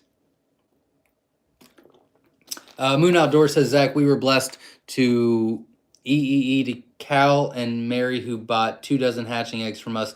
They watch you as well. Get well soon, brother. Well, thank you very much. I appreciate it. And you have been tearing it up as well. So congratulations. And you have grown exponentially as well. So congratulations. That be me 35 says 155 people watching. Take time to thumbs up. Thank you very much. I'd appreciate that. Hit the like button, support the channel, helps the channel grow, and honestly just makes me feel better. So what you preferred quail? As far as jumbos go, I really like the sex links. Now that they're jumbos, I think those are just awesome and serve so many purposes. But the jumbo wilds and the jumbo whites are always going to be the largest. So obviously those are the jumbos. And if it was a color, I really like the Egyptian fees for self-sufficient use. They're feather sexable. They're huge eggs. I think they're averaging S.O. Swanson. I think it was, what is it, like 14 grams an egg for the Egyptian fees. They carry the Roo gene. They carry the Fee gene. They're feather sexable. They're a hefty, hardy bird. I think they're averaging like 9.6 ounces. They're amazing. And then the most beautiful quail I think we have is the pansy fees. That was a lot of information, but there you go. Maddie says hi. She's busy working on a car tonight. I understand that. She's pretty busy. I hear you. But tell her hi, and if she needs anything, let me know. Tommy Texter says, just starting in Tennessee, I just bought my first eggs from your auction. Well, good luck. I saw that you got that today, and I will get you out probably on Tuesday. But best of luck to you. But I'll get you out within the next couple of days, and we'll send you an email with the tracking number probably tomorrow. Alyssa G's in the house. Hi, BYC peeps. Yeah, a lot of BYC people in here.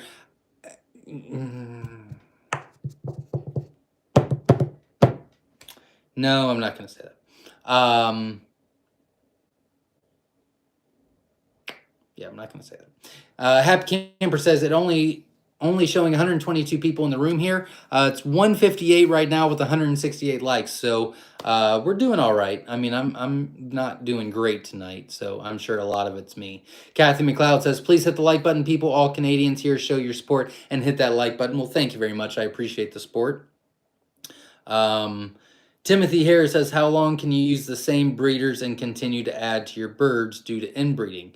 That is a great question. It really, honestly, deeply, truly depends on your breeding program.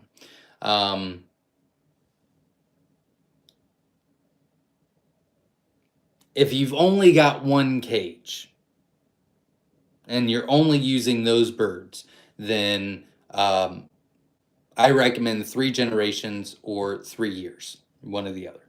So if you're only hatching out to replace the breeders once a year, then 3 years. If you're doing fast, then 3 generations and you introduce new more. But if you have 2 different cages, then you can start mixing and switching and swapping and having a breeding program. You can't really have a breeding program with just one cage. But if you have multiple cages, then you can start a breeding program and you really don't need to worry about it. I mean, as long as you got it right, you're good to go. It's a very good question. Happy Camper says, Jay Main in the room. Well, welcome. We're glad you're here.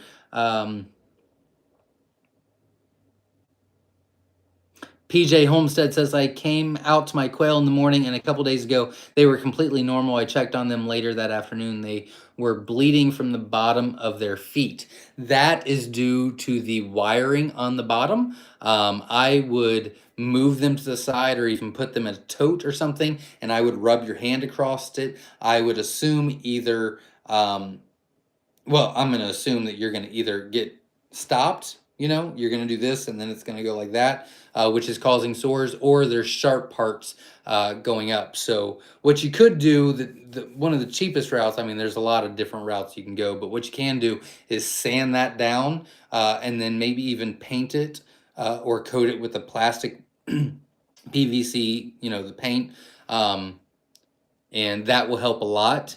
But yeah, it's called bumblefoot, and so bumblefoot happens when a wound happens on their feet, and then an infection gets in there, and then it's going to start swelling and swelling and swelling. So that is something you have to take care of. They live in a wire cage. Yep. Does that mean I get free eggs? He said sorry several times. Oh, no. We're not doing that tonight because I will lose the business, that's for sure. Whiskey Tango Farms just donated $20 to the channel. Thank you for all you do. You inspired me to start with quail and always do what we can to support our dream to be more self-sufficient. We have come a long way. Eggs in restaurants and shout out by friends and big channels and QuailCon. Absolutely. Whiskey Tango Farms is a host of QuailCon, and they have made huge strides in the past, I don't know, 12 months, 14, 16 months, and really just started, I mean, around, 14, 16 months ago. And they are off to the races and doing absolutely wonderful. So congratulations to you as well. A lot of people are just really taking off in this thing, and that's wonderful to see. And thank you for the donation. I appreciate it. Alan Floyd says, Zach, the Egyptian jumbos were in stock today. I just ordered some. Absolutely awesome. And I will get you out about a week and a half, 2 weeks. But I'll get you out as soon as possible. And good luck, and obviously keep me posted. John Walters is in the house from Central Pennsylvania. You are doing great. Just getting over 2 weeks of COVID, my wife and myself. Well, I'm glad you're getting better. Congratulations. And thanks for being here. Bill Bailey says, can wait till I get to order some old chicks. Can wait till I get to order some old chicks. Whenever you're ready, we'll be... Oh, unless you're looking for the jumbos. I think you might be. Well, I'll be happy to have them one day. Gregory says, I have some quail eggs coming the beginning of next month, and I'm really excited to raise quail. Thank you for the expertise in raising quail and helping others do the same. Well, good luck. Best of luck to you. If you need anything, feel free to reach out. And we wish you all the best. And welcome to the community. We're glad you're here. Micor Acres Rick is in the house. Good evening, everyone. Welcome. Still almost an hour behind. Land says, I have Farm Innovators 4250 having a hard time keeping the same temperature, wanting to upgrade. What do you recommend? I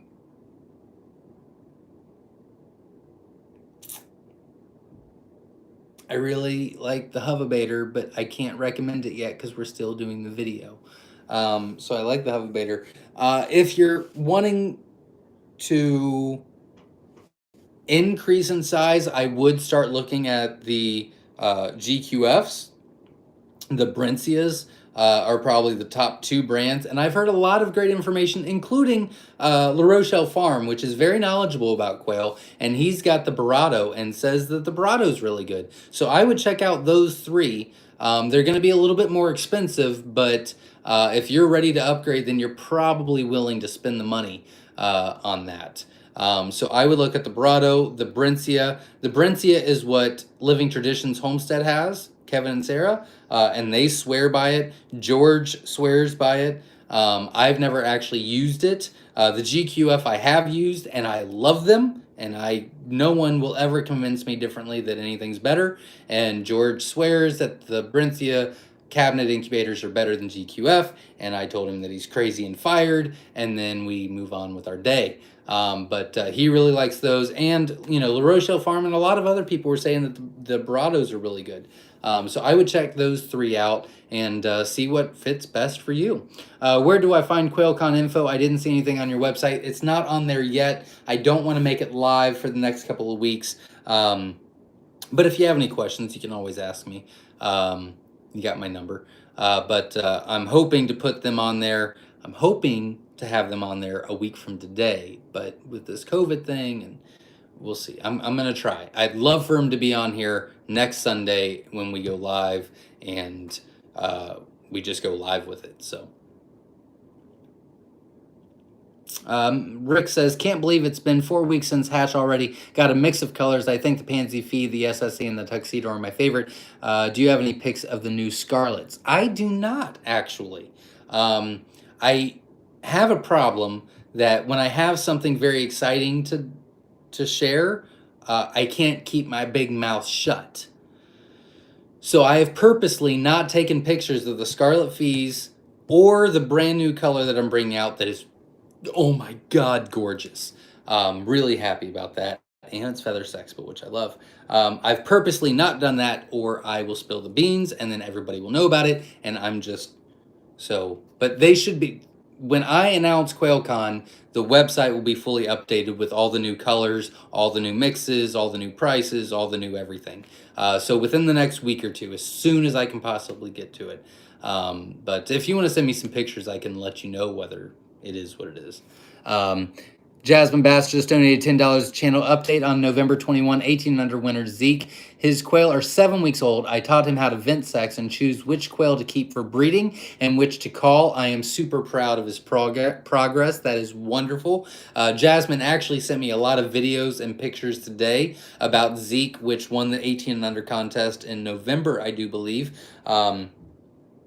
His progress and just his enthusiasm and excitement, and it really does warm my heart. It is absolutely awesome seeing him just taking the ball and just running with it. It is really, really cool, and he is very, very lucky to have all these people supporting him that sent him all this stuff. And I mean, he's got Jasmine helping him out. I mean, he's got Jasmine, his sister, so that's pretty helpful in itself. So that's pretty cool.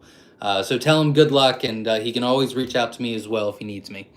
Are the Jumbo Wild quail Japanese? They're Coturnix, yeah. They're Japanese Coturnix quail. Yes. The wild refers to just the brown, the traditional common brown color, and the jumbo refers to size. I'll pick you up, Kiki. Don't worry, Kiki. QuailCon is this year in Washington State. Book your flight now. La Rochelle, nope, I just read that one. Witch Doctor says, Zach, you need to hire some interns to help you. Yeah, if I wasn't a control freak, that would be awesome, wouldn't it? One day. I need to get more organized and more settled before I do something like that. I would like to get some young people out here and set up some some places where they can stay for the summer or something and learn how to farm and run a business. Eventually I'd love to do that. I get some free labor, they get a lot of education, and I think that'd be super cool. I'm just not there yet. Donna says, I put a guinea pig hideout in my quail cage. They seem to love it. Lay eggs in it. Is this a problem? No, I think that's a great idea. Congratulations. That's pretty cool. You could fit 3 quail per square foot, so like 72. There you go. Yeah. But you want to divide that by 2 because it's only half covered. So in the rain, snow, heavy winds, they're all going to be in that covered section. And so 72 is going to be way overcrowded. So keep that in mind. But yes, that's what I was trying to say before. Debbie's Joe and Gardening's in the house. Welcome. Rick says, I just set the first eggs of the year from my East India Bantam ducks this week in my Farm Innovator incubator. It is very similar hot and cold spots. It has very similar hot and cold spots to the GQF. There you go. That is good to know.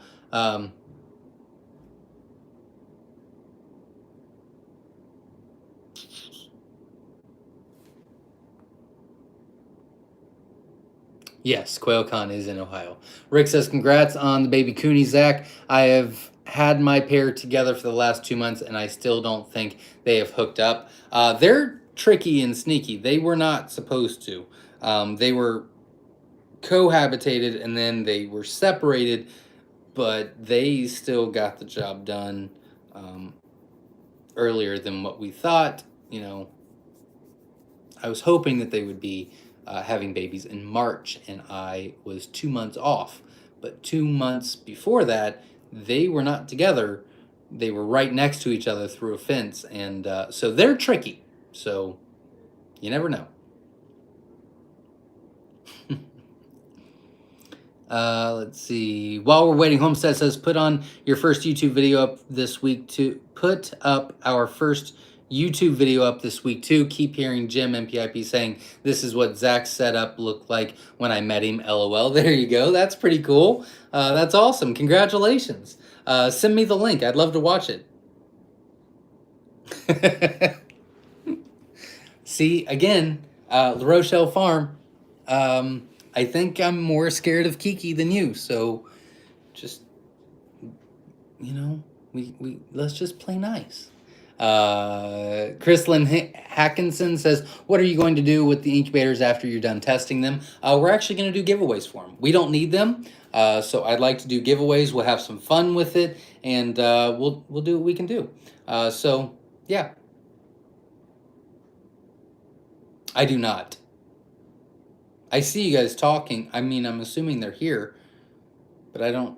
I thought Rev was you, Mark.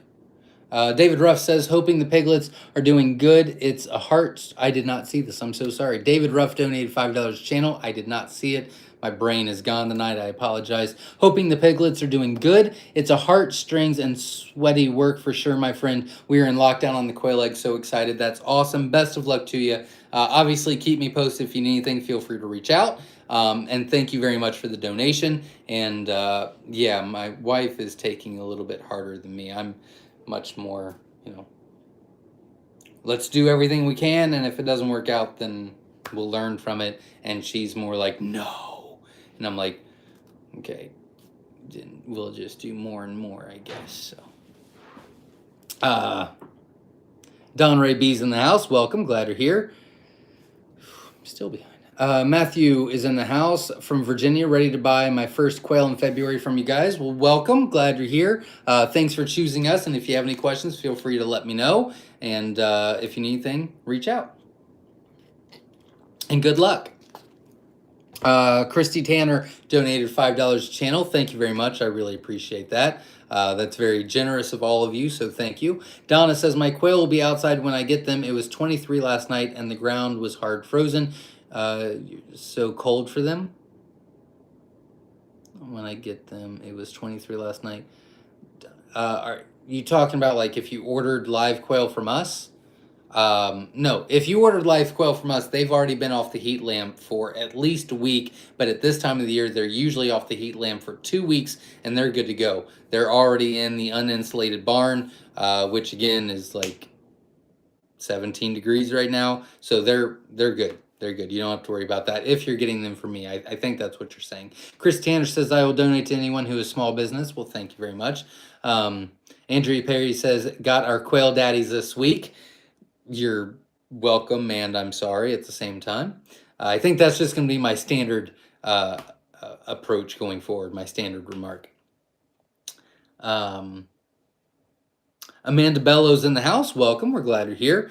La Rochelle Farm donated $20 and is trying to get me to trick someone, and I'm more scared of her than I am of him, and so I'm not going to do it. But I do appreciate the money. Juan Duran says, Q&A, do you think it's worth to mix your own feed from grains? Not too excited about medicated feed, be it natural or chemical. Well, there's non-medicated. I mean, either way, there's non-medicated feed out there. I think that it's cool to mix your own feed. I think that it's not worth it to me. And even if we didn't have the business, I still don't think it would be worth it to me, because I want to do this and this and this and this and this and this and this, and that just takes a lot of time. But what I would recommend, at least for you to do, is go to your local feed store and just ask some questions, see what they can do for you. And usually they're very, very knowledgeable and be able to either set your mind at ease or at least say, oh, well, then if that's what you want, then this is what you want, or whatever the case may be. But I would talk to somebody like that. Christy Tanner says, I need to take a vacation day for QuailCon. Absolutely. We'd love to have you. Chrislyn says, I've heard on another channel that you should let your shipped eggs sit for 24 hours before you out them in the incubator. What are your thoughts? Yes, that's what we recommend as well. We actually send a hatching guide with every order, and that's what it says. Is once they come in, you need to let them rest for 24 hours. A lot of people say 12 to 24, and honestly, I would actually go 24 to 36. The more you let them rest and settle, the better it'll be. And so even if the post office screws up and they're, 5 days late, you still have to let them sit for 24 hours. Otherwise, you're just asking for a disaster. So yeah, that is true. And thank you for asking. Rainbow Magic Treasure Chest is in the house. Can it be in Washington for me too? I am sorry, guys. We're going to have it in Ohio. Maybe one day, but let's get through one right now. Ashley says, has anyone have a hen that acted like a rooster, just accidentally butchered a hen because it crowed? I don't think I've ever heard a hen crow, but they do make some weird noises, so I might be able to see where you came from on that. Frank Kimball's in the house from Wisconsin. Muji says, I'll bring the mead. I'll bring the mead. There you go. Glasstron says, has 3 almost 2-year-old jumbo still laying nice eggs. That's awesome. Yeah, they're still in that time frame, so that's great. Congratulations, you're doing things well. Amanda Bello says, I have been looking into starting a black soldier fly bin to supplement my chickens, and I'm wondering about the viability for quail. If so, would you recommend a supplement? Yeah, a lot of people do it. It's a great supplement. They love it. It's multiple purposes because they love it as treats as well. And yeah, absolutely. That's a great idea. Zach, I hope you feel better real soon. Have to run. Good night, all. Katie Bella, thank you very much. I appreciate it, and good luck with your hatch.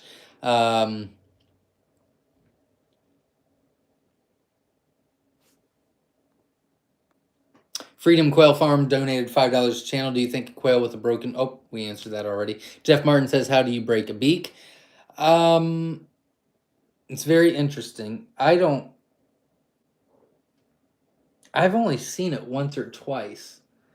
And it's always... both times it was a female. And both times they were very, very big and healthy. But I think I know, but I don't exactly know how they did it. But I'm pretty sure I know. But I don't know for sure, so I don't want to answer that because I could be wrong. I have a small container screwed to the side of the container just for their mealworm soldier fly treats, usually mixed with a little high protein feed. Fun to see them excited and saying, absolutely, that's a great idea. Travis says, is the Farm Innovation 4520 a good incubator option? What's the best option for doing 10 dozen eggs at a time? I out of those areas and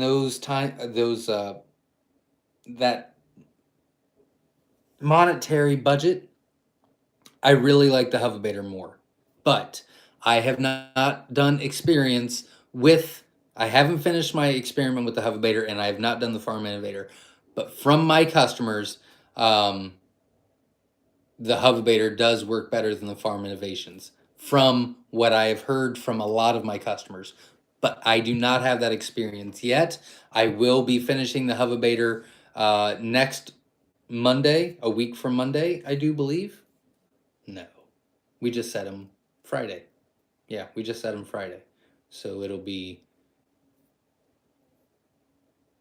2 Fridays. They go into lockdown. So yeah, it's still 2 weeks out, unfortunately. But I'll be finishing that video up, and then we'll be starting on the Farm Innovation next.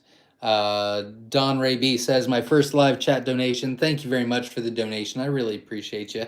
Cali Quail Keepers is in the house. Yada Yada says, oh, finally caught one like. Just wanted to say I love this channel. Well, thank you very much for watching. I really appreciate you. And if you have any questions, feel free to ask. Gary Miller says, hello, Zach. Just want to let you know that I just put into lockdown 23 of the 34 of my own quail eggs and homemade incubator, wanting to see what happened. I really enjoyed your videos. Well, that is wonderful. Congratulations. Another milestone.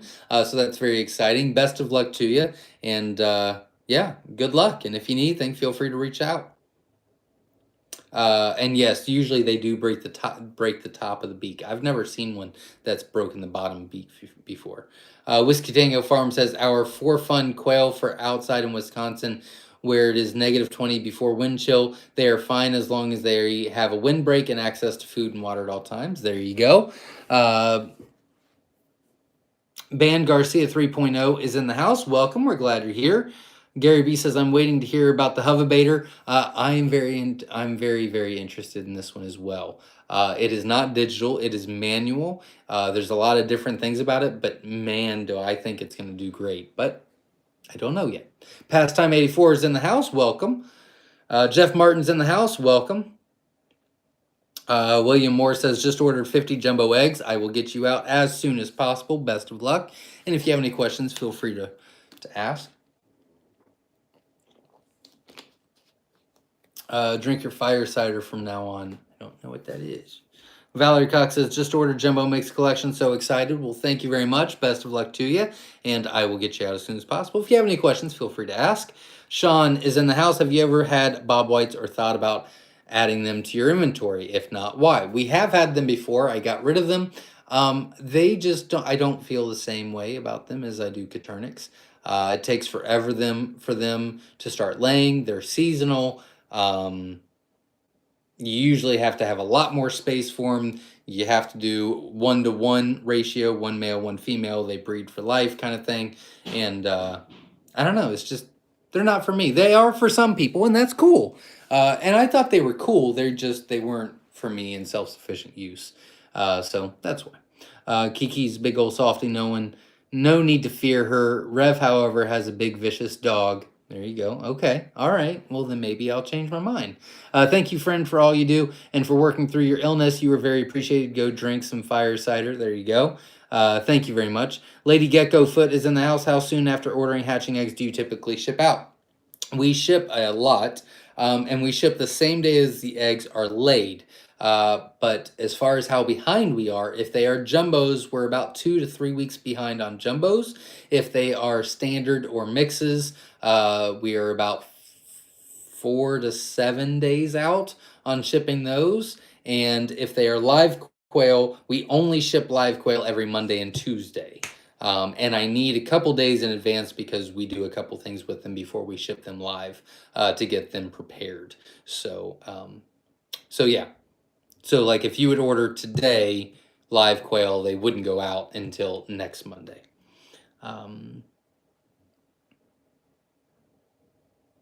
Smith Julie says, we we have gone back and watched your videos from the beginning. I'm so happy my children can join me watching and turn it into a family event. That is wonderful to hear. And if your children are watching, welcome. I'm glad you're here. And raising quail is cool. Being self-sufficient is cool.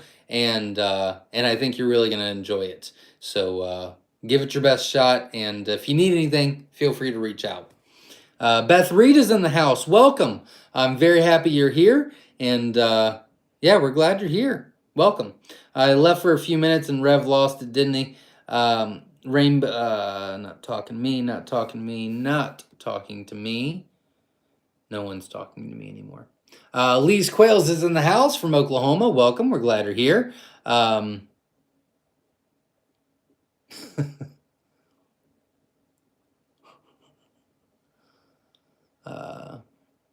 David is in the house from Ozark, Missouri. Anyone use the white wire shelves to build quail cages? The white wire shelves. I have not, but I saw La Rochelle Farm set up. He did a video on his YouTube channel, the La Rochelle Farm, and he did a like an old bookshelf, you know, the metal bookshelf, and made that into. Oh, maybe I'm wrong. Did you make that into a brooder or did you make that into a cage? I thought you made it into a cage. But you might have made it into a brooder. That's why I don't like to talk about things I'm not 100% sure on. I've not used the wire shelving. I'm very sorry. I'm a little worried that it would be a little too slick for him. It does seem like it's pretty slippery, but I don't have any in my house either, so I can't answer that.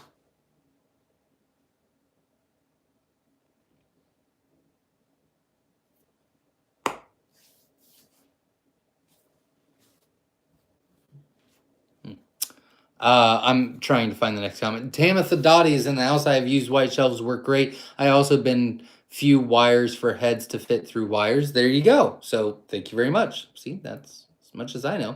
Hey, sorry I'm late, but football, I understand completely.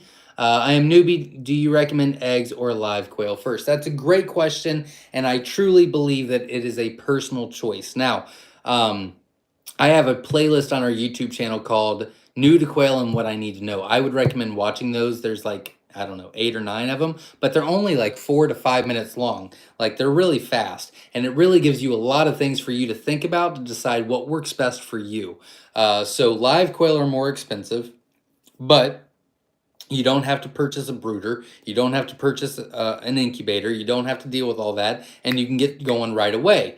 That's really nice. But I think you would appreciate it more if you started from the beginning, but maybe you're just not there yet. So it's just, again, it's a personal choice. And I think that if you watch those, I think you can make an educated decision. I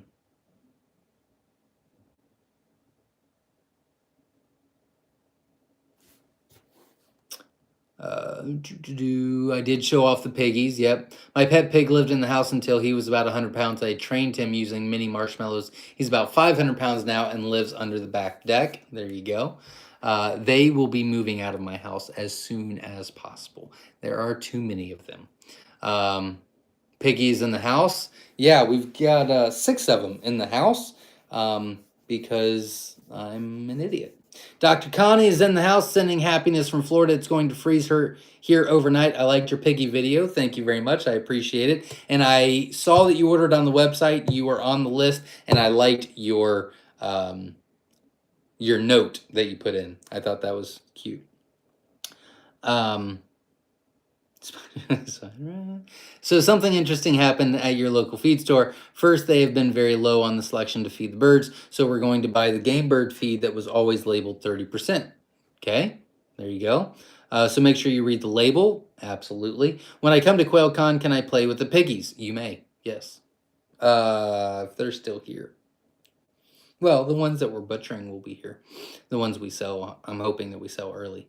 I've had some success making my own incubator. That's awesome. Congratulations. How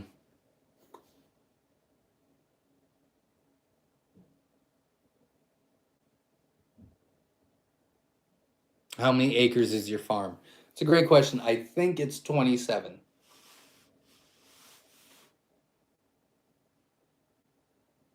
3. Yep, 27 acres. Which ones are in the American-made incubator? Which ones are the American-made incubator? Well, the Little Giant is, and I'm 95% sure. You need to check because I don't know this for sure, but I'm really really close to being 100% sure that the Farm Innovator and the Nurturite 360 and the Hovabator are all American made. I do believe. I don't think the Brencia is, but I could be wrong on that. And I know the Brado's not. I think Brado's like Europe somewhere, but I don't know for sure. I really don't know much about the Brados. I'll get to it and I'll do a review on them. I have a lot of people asking, but they're pretty expensive, and I really want to get the new people going first, and then maybe we can upgrade incubators as we go. Is kind of my thought. But I don't want to recommend a $400, $500 incubator or GQF, which is what I love. I don't want to recommend $1,000 incubator for people to start. You know what I mean? So. Dennis Weir is in the house. Welcome. We're glad you're here. I know Little Giant is made in the U.S., but not a good incubator. There you go. Happy Camper says we need to put American people to work making our own products. Hovabator is made in America. I thought so as well. Sorry, does quail dropping work well in biogas generator? Yes, it does. Very well. It is very high in methane, or not methane. I don't know. What's it called? I don't remember right now. It's good though.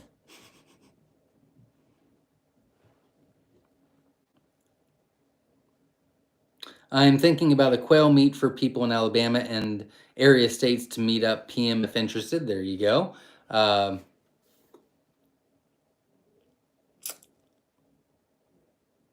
Egyptian is 14 point. The Egyptian fees are 14.1 gram eggs. Thank you, S.O. Swanson. Whiskey Tango Farms donated $20 to channel. Thank you very much. It's only the incubator I have firsthand knowledge with.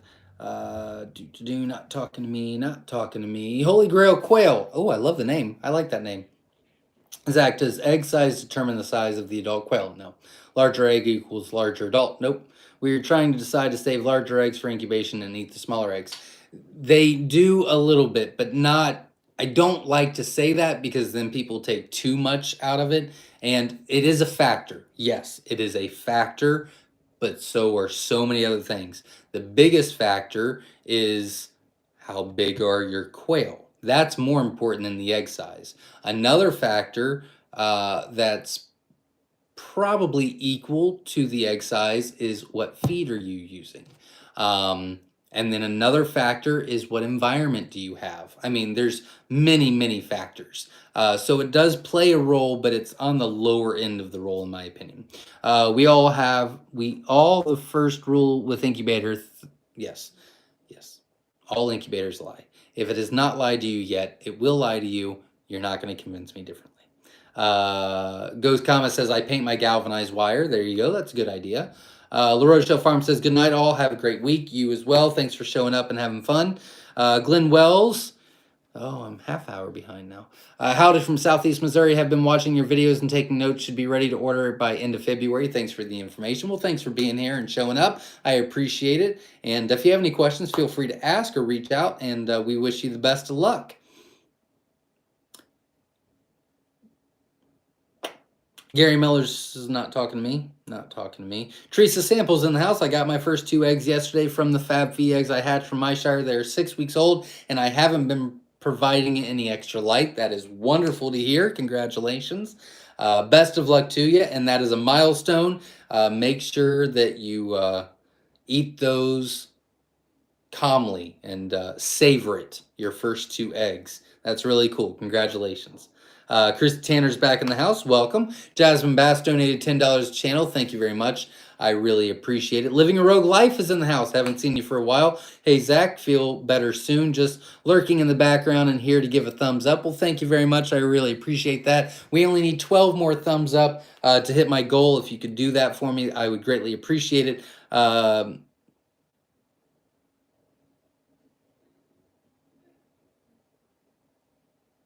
Shoot.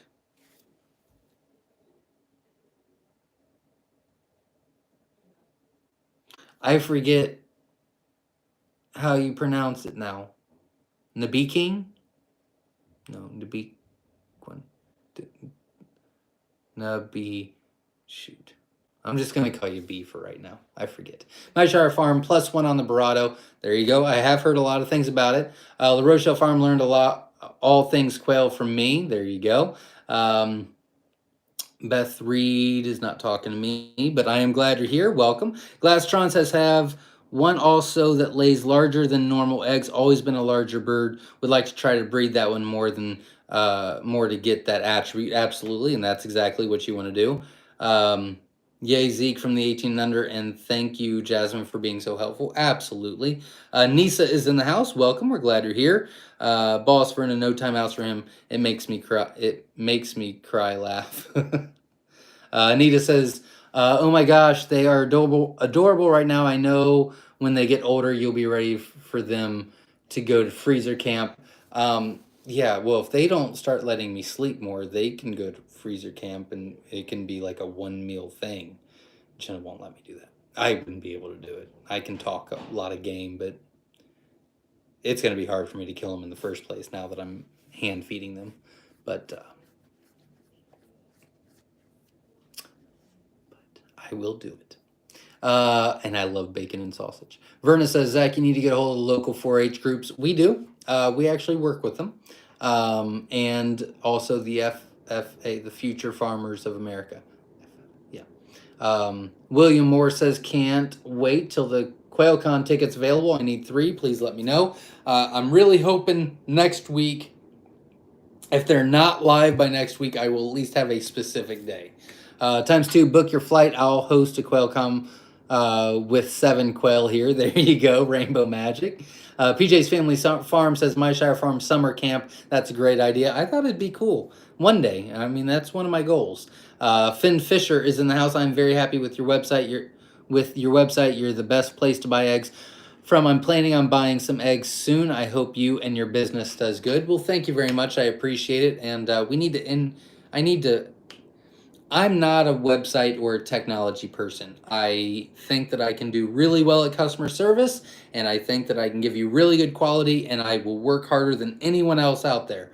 But technology-wise, picture-wise, I'm not...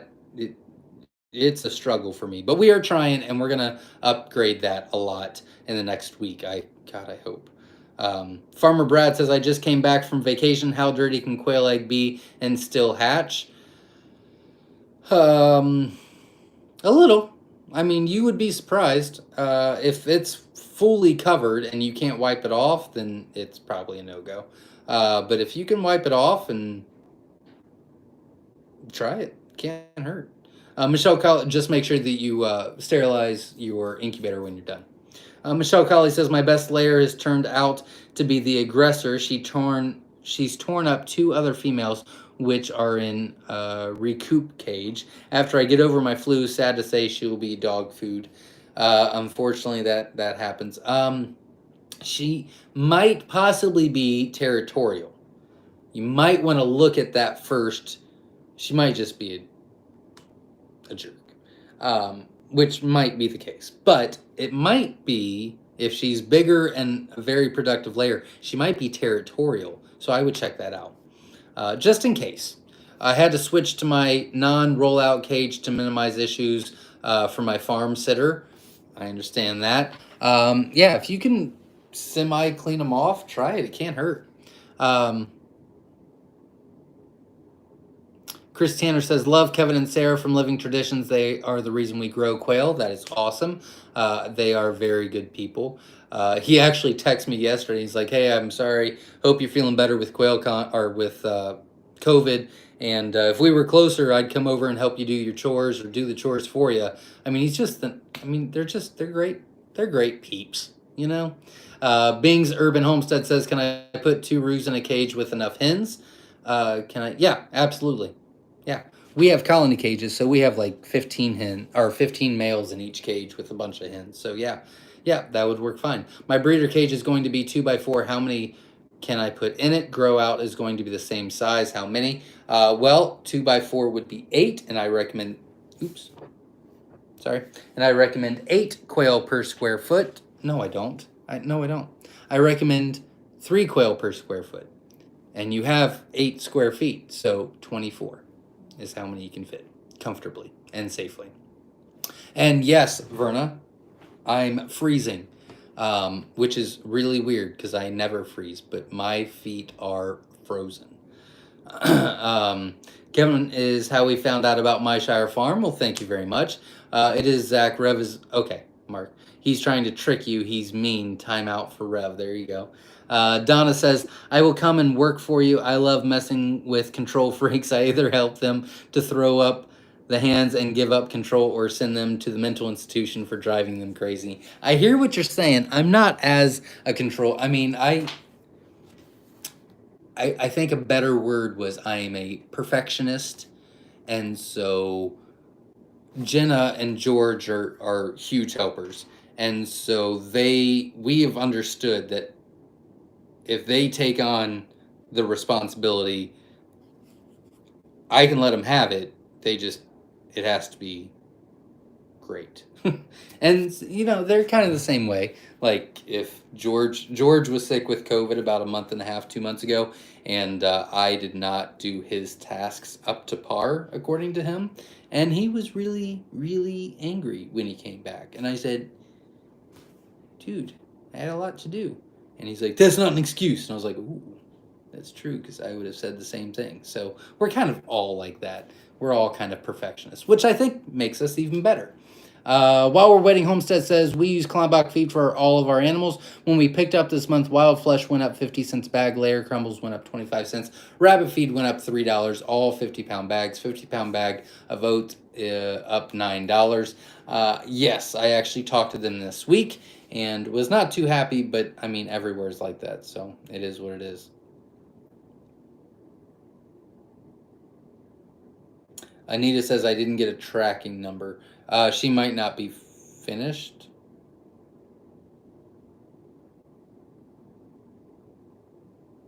I thought you went out already. I thought you went out last week. I don't know. You'd have to contact me. I'd have to look the information up. Farmer Brad says, I make automatic chicken waters. Very cool. What Wynola Ranch cage you recommend for new quail keepers? Honestly, I love the My Shire Edition cage. We worked together with them last year. They did a lot of the work. And there is a cage on there that is the My Shire Edition cage. And it is the best cage I've ever seen in my life. It's fantastic. Richard Brown says, I have coonies and I am about to butcher soon. Well, that's pretty exciting. Sad, but exciting. It's pretty cool. I'm actually excited to butcher as well. We are out of pork. How do you donate? If you did want to donate, it's the $sign at the bottom of the comment section, and it'll say either super sticker or super chat, and really all that is a donation to the channel. You do not have to just hit the like button. That is enough for me, but if you would like to donate, we will put it right back in the channel and give you better quality videos. Not talking to me. Farmer Brad says, I'm in East Central Indiana growing my Caternix from AJ Farms. Very cool. Best of luck to you. And congratulations getting into it. Yud P is in the house. Welcome. Caitlin Wenzel is in the house. So we are planning our family vacation the week of QuailCon, but we don't have a destination yet. Any convincing tourist places in the area of the country we can conveniently visit? Well, we are the birthplace of aviation, so we've got a really cool museum for that. We've got the Cincinnati and the Columbus Zoo. We've got in Newport, there's an awesome aquarium. The Cincinnati Reds. September, the Bengals won't be playing. We've got hockey. We've got minor league baseball. We've got Major League Baseball. And a lot of cool stuff like that. There is Hocking Hills that's about 2 hours away, and it's like, cabins and cottages, and that's super cool. Horseback riding, caves, cave tours. There's a lot of cool stuff to do here. And then I'm pretty sure that the Cincinnati Zoo is a lot better than the Columbus Zoo, which is actually closer to us anyway. I do believe. In fact, I know for sure. And if you stay in Cincinnati or Newport, you got the Cincinnati Zoo and the Newport Aquarium, and the Newport Aquarium's awesome, fantastic.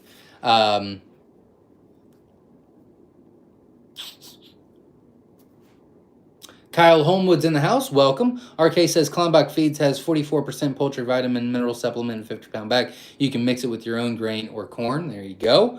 Verna Young. Not talking to me. Tandex Prod. I hope I said that correctly. How long does it usually take to ship out a breeding set? We ship out every Monday and Tuesday, except for weeks that are holidays. We don't ship live quail that week.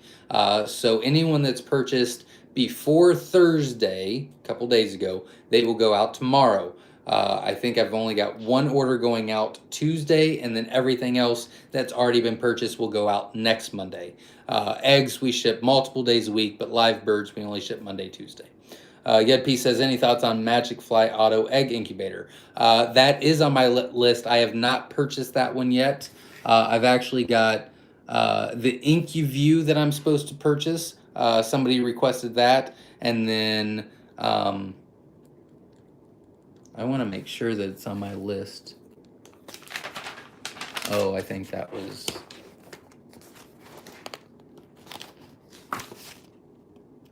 It is. It was on my list. Yep. So IncuView is next, and then Magic Fly. So there's a ton that we can invest or research for you guys. How long does it usually take to ship out? Oh, just answer that. Some nice caves in Ohio. Greasy. Yeah, I know a little bit about my area. Chris Tanner says at 4 weeks, the birds can go outside because of their feathers. Yep, absolutely. Oh, we are so close to 200 tonight. Don't forget to hit the like button, friends. Absolutely. We just need 2 more. I'd greatly appreciate it. That'd be super cool. September 3rd and 4th for QuailCon. Yep, absolutely. I have a pump and a pass through Water Bar during the winter. Works great. I have a pump and a pass through Water Bar during the winter. Works great. There you go.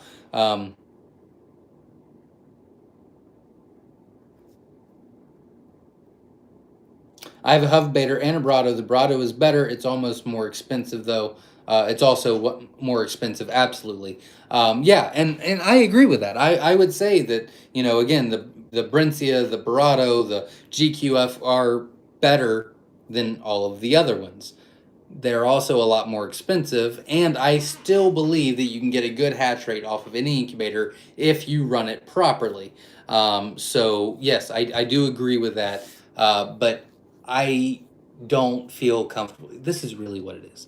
I don't feel comfortable recommending a very expensive incubator for a bunch of people starting out. I want it to be stress-free or as little stress as possible. I want them to have fun. I want them to enjoy the process. And I don't want them to be overloaded with all these financial burdens. Because if you're talking about buying a cage and a brooder and eggs and, feed and incubator, and, if you're starting out, if you've been in it for a while and you look at a $400 or $500 incubator and you know that it's really good, then obviously you're going to do it, right? Once you have enough money. But if you don't have any other equipment, that's just not how I would do it. I would not buy an expensive incubator right away. So that's kind of why I'm doing these videos, just so you know. But I do agree. I 100% agree with you, B. Can you tell me how to say it one more time if you're still on? All Hillshire Farm in Miamisburg. At Hillshire Farm in Miamisburg. I don't know where that is. I mean, I am in Miamisburg, but I don't know where Hillshire is. Do you have to have a permit for Bob White in Arkansas? I do believe so. You'll have to check. Actually, Beth Reed, if you're still... Oh, Beth Reed already answered. Never mind. Yes, you do. Dan Dresso says, FYI, Stromberg Chicks has 1 gallon quail waters. There you go. Good to know. Glastron says Lake Erie and Cedar Point is fun. Yeah, and we have Kings Island, which is in Cincinnati. Cedar Point and Lake Erie is up north by Michigan. But if you're in the Cincinnati area, Kings Island is an amusement park, and it is fantastic. Amusement rides and things like that. It's really, really cool. That I forgot all about that. Using two different hoverbators, I've had success for years. One circulates air, the one does not. I do recommend placing at least a thermometer in the incubator. I place one on the eggs. There you go. We have a button quail that has splay leg. What are the chances it will live out its life? That is a great question. I know nothing about button quail. I've never had them. They've been on the farm once. George had them. I was not a big fan. I don't see the point in them. It's just not for me. It's for other people. That's completely okay. It's just, it wasn't for me. So I don't know. But I do know that we call any splay leg here. But we didn't used to. And typically they just struggle a lot, but a lot of them survive and figure out how to do it. But they look miserable. So there's that. Beth Reed says, I'm out. Y'all have a good night. Well, thanks very much for showing up and answering some questions. I really appreciate you. Glastron says, Kings Island may be closer. Absolutely. But Cedar Point is really nice. And Lake Erie's super cool, too. So, I mean, depends on where you're coming from or where you're staying at. Just saying, lots to do in Ohio. Absolutely. My female quail looks so scared and she doesn't lay any eggs. What should I do? I would need a lot more information. I can give you a couple tips real quick. One, make sure that they have 14 to 16 hours of light a day. Two, make sure that they have a good, solid crumble feed for layers. Three, make sure that they feel safe. And if there's any predators roaming around at night or anything like that, you need to move the cage. And then once all of that is settled, give it 2 weeks and they should start laying. But I would need a whole lot more information to be able to give you exact information. Michael Perry says, anyone experienced with ordering from Winola? Ordered wire 5 days ago and haven't even received a tracking number yet. Just curious about delivery time. I do believe they're about 2 weeks out, maybe a little bit less. It is only, I think, 4 of them. It's a family.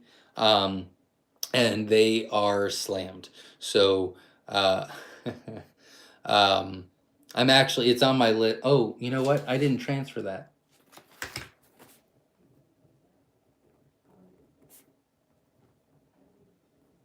It is now on my to-do list for tomorrow to contact him. And I'll have more information tomorrow night on my live if you want that. Trump. Minton Marigold Homestead says Barato's Italian. Yeah. I knew that. I think I knew that. I knew European. Farmer Brad says Farm Innovators is an American company, but a lot of their products are made in China. There you go. Peg P says, I'm a newbie and have watched all your videos, Zach. My plan is to order a couple live hens and eggs to incubate in early spring. We'll be ready when you are. And thanks for watching, and thanks for being here. And good luck, and if you have any questions, feel free to reach out. Bing's Urban Homestead says, we learn by doing. Stop beating yourself up, Zach. Absolutely. Yeah, I talk a lot of smack to myself, but that's just how I motivate myself because I don't like mistakes. And so I don't take it personally. I just say, you're better than that. Don't do it anymore. So I'm good. I'm good with mistakes because I learn from them. Zach, my Nurturite 360 box says made in China. Oh, okay. I was wrong. I apologize. I thought for sure that was an American. I apologize. Okay, well, I'm pretty sure the Hoverbaiter is USA. Because the GQF is USA. So the Hoverbaiter's got to be USA. And the Little Giant is USA. And we had a decent hatch out of it. I'd watch that video before you buy one, though. My quail haven't laid an egg, and they're 13 weeks old. They need same information as the same other one. Make sure that there's no predators getting around. Make sure they are on a good layer feed. I have a feed video. If you put in feed by Myshire Farm, there's a video that will show up that the picture is a Klombach bag. I'd watch that video and make sure your feed is good. 14 to 16 hours of light a day, and make sure they're safe. Give it 2 weeks, and you should be good to go. Only half welded at best, a lot of unwelded spots in the wire. I don't think you were talking to me. Carrie Coward says, good night, all. Have a great week. You as well. Thank you very much. Hey, I'm almost caught up. Informing you so not to buy China wire chunk. Okay. Thank you very much. Little Duck is in the house. Hey, nerds, welcome. Glad you're here. Are you holding back on your thumbs up? We only need 5 people to set up the hit and thumbs up. We're at 210, so thank you very much. That's super cool. I appreciate everybody.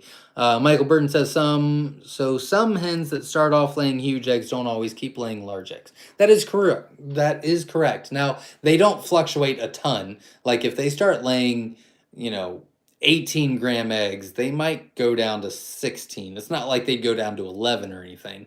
So they'll fluctuate a little bit, or if they start with 11, they might go up to 13. So there's some, but it's not drastic, if that makes sense.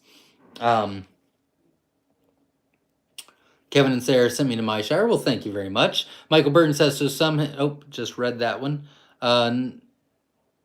Self-sufficient farmers. We're trying to be, at least I am. Doris Morlock says, good night, everyone. Good night. Thanks for being here. Zach, you're great at customer service. I do try. I'm definitely a quail nerd. Absolutely, me too. And a plant nerd and a pollinator nerd. Yeah, I'm okay being a nerd. Nerds are going to save this country, y'all. Karen McAllister says, hi, I have a 360 incubator ordered and coming in this Wednesday. I want jumbo wild or jumbo. How long will it take to get the eggs? If you order today, if you order jumbo Egyptians or jumbo sex links or jumbo whites, it's about 2 to 3 weeks out. Jumbo wilds will not be available on our website until February 11th. By then, I will be 100% caught up. So if you order and you're first in line, you'll go out February 12th. But I mean, we sold like 2,400 eggs the first day they were on our website last time, so it's hard to say. But the other ones are about 2 weeks out. Well, glad to hear it. I don't think you were talking to me. Caternix, and they are getting about 16 hours of light. I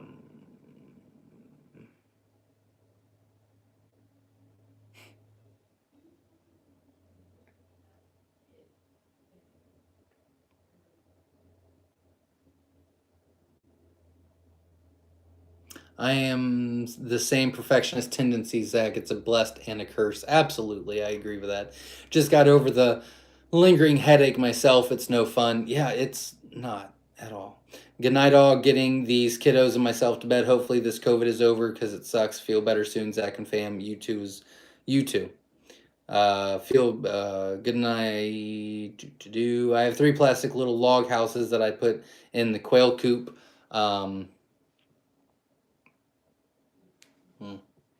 I would check your feed first. 198 likes now. Don't forget to hit the like button. We're at 213. You guys are awesome. Thank you very much for your support. Are you still ordering the Chickbaiter Mini Dome Incubator tryout? It actually came in yesterday. So I'll be starting that soon. So yes, Michael Burton, I am. Verna, your lighting mod skills are appreciated. Lightning mod skills are appreciated by this community. You and Ed make a great YouTube mod team. Yeah, they do. They really do. S.O. Swanson says, thank you for all the links. We hit Zach's goal. We can be happy now. There you go. Thank you. To homeschool moms wanting to teach the kids self-sufficiency. Agreed with Jazz.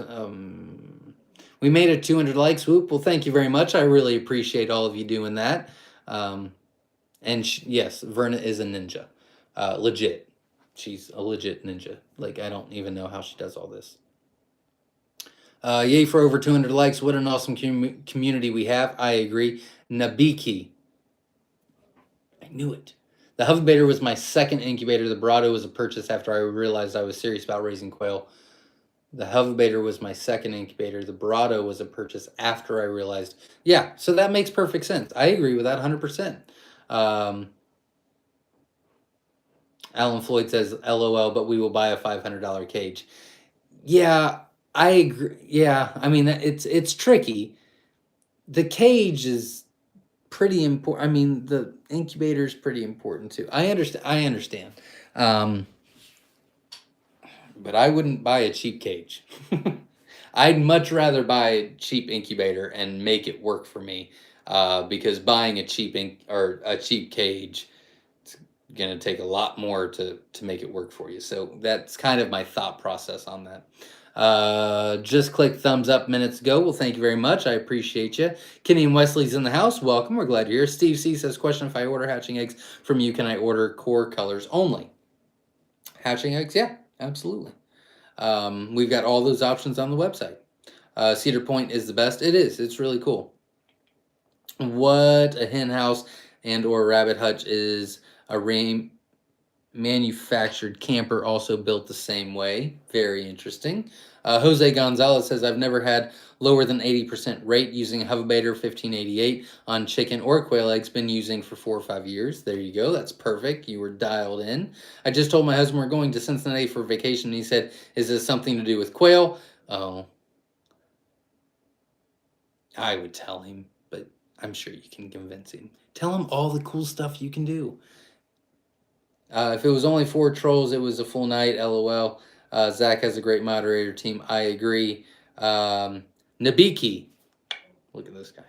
I treat splay leg buttons the same as I do Coturnix. There you go. Give them a chance. Use cup therapy and tiny hobbles. Call if they don't get any better in a couple days. There you go. That's great advice. Donna says, how do you call dispatch baby quail? You do it the same way as the call video I have. It's very fast, efficient, and humane. But it's on our, if you do bloodless call by Myshire in the YouTube search, it'll show up.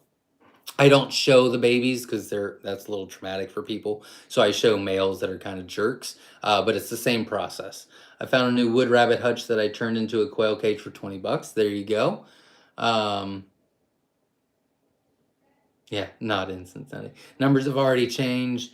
Let's see. Interesting story. I had 24 eggs in an incubator, lost our power for 36 hours at day 15, still had 11 hatch. How did that happen? That's great. Congratulations. Just because you lose power doesn't mean you lose temp all the way. So it really depends on how well it's insulated. But yeah, I mean, that sounds about right. That sounds about right. I have one Celadon that has started laying brittle eggs. Giving her layer crumble doesn't help. Any ideas? Yeah, I'd add calcium and see if that helps. Add oyster shells to it and see if that helps the shell. My 3-week-old jumbo wild quail barely fitting the feeder through opening on the Winola 36-inch HD cage. Does the Myshire Winola cage have larger opening for the trough? Yes, it does. Yes, it does. And that's what they were running into, is a lot of people were calling them and like, hey, I got jumbos from Myshire and the cages are too small. And so they were walking people how to modify it, which was fine. And then they were like, we just need to build a jumbo cage from Myshire. And so that's how we got started with it. So I thought that was pretty cool and rewarding. And I work really hard on that. So I'm happy about it. Ghost Camo says, Zach, I just placed an order for 25 jumbo mix hatching eggs and 25 variety choice eggs. Wish me luck. Absolutely. Best of luck to you. I will get you out as soon as possible. If you need anything, feel free to reach out. If you have any questions, feel free to ask. And good luck. And keep me posted. Can you ship eggs to Canada? Not at this time. We used to be approved, lost that. I mean, not to our fault. The vet retired. And then we started the process, then COVID happened, they shut everything down, and now there's so much ridiculous red tape. I'm working on it. We will be again, but not right now. Michael Perry says, anybody getting into growing sprouts for feed or snacks for quail? If so, what do you sprout? A lot of people are getting into that, which is pretty cool.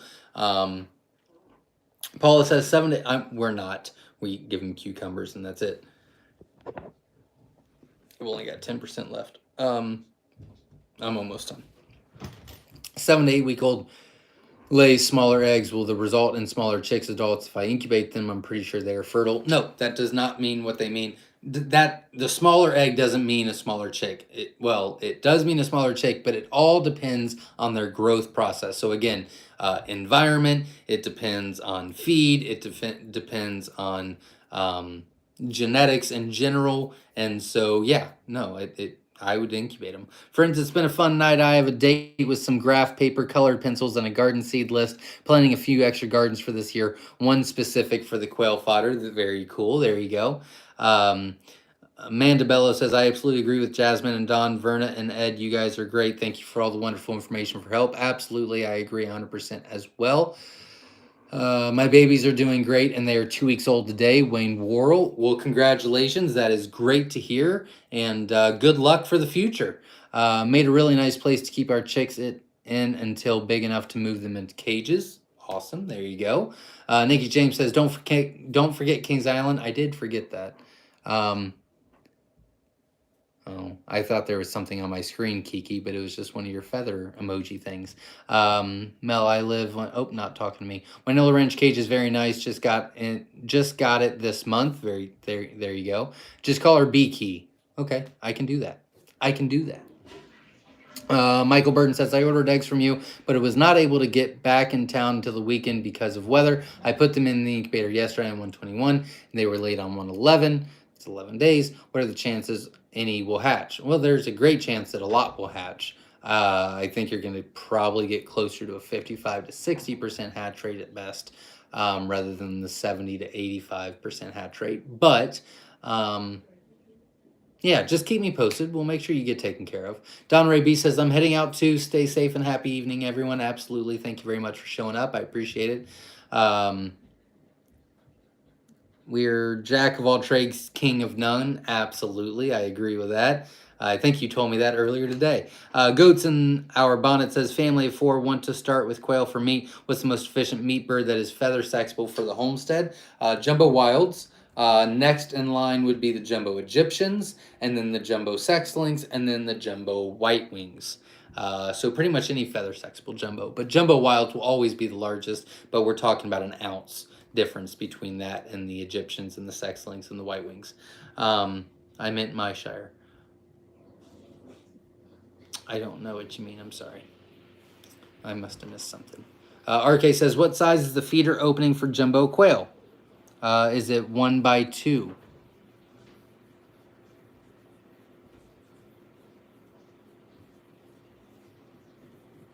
I think it's just one. Oh, God, I don't remember. I'd have to look. I'm sorry. It should say in the description on their website, but I can't remember off the top of my head. Thank you, Zach, Edgar Bate, and Verna Young for all the resources, Q&A tips, and videos on quail. I have finally acquired all the necessities for my first batch of baby quail. Going to order. That is awesome. Best of luck, Muji. And if you have any questions, feel free to reach out. We'll be live tomorrow night at 8 p.m. And again, you can get my contact information anytime. We ordered 10 teens that arrived December 22nd. We had 4 eggs by January 4th and hatched 3 quail on January 21st. We are over the moon. That is super cool. Congratulations, Guten Yardening. Couldn't say it correctly. That's really cool. Congratulations. Awesome. Muji says, "Fab Fee eggs tonight. My old farm boy spouse and I, a city mouse, cannot wait to get this quail adventure truly started." That is really cool, and I really do wish you all the best.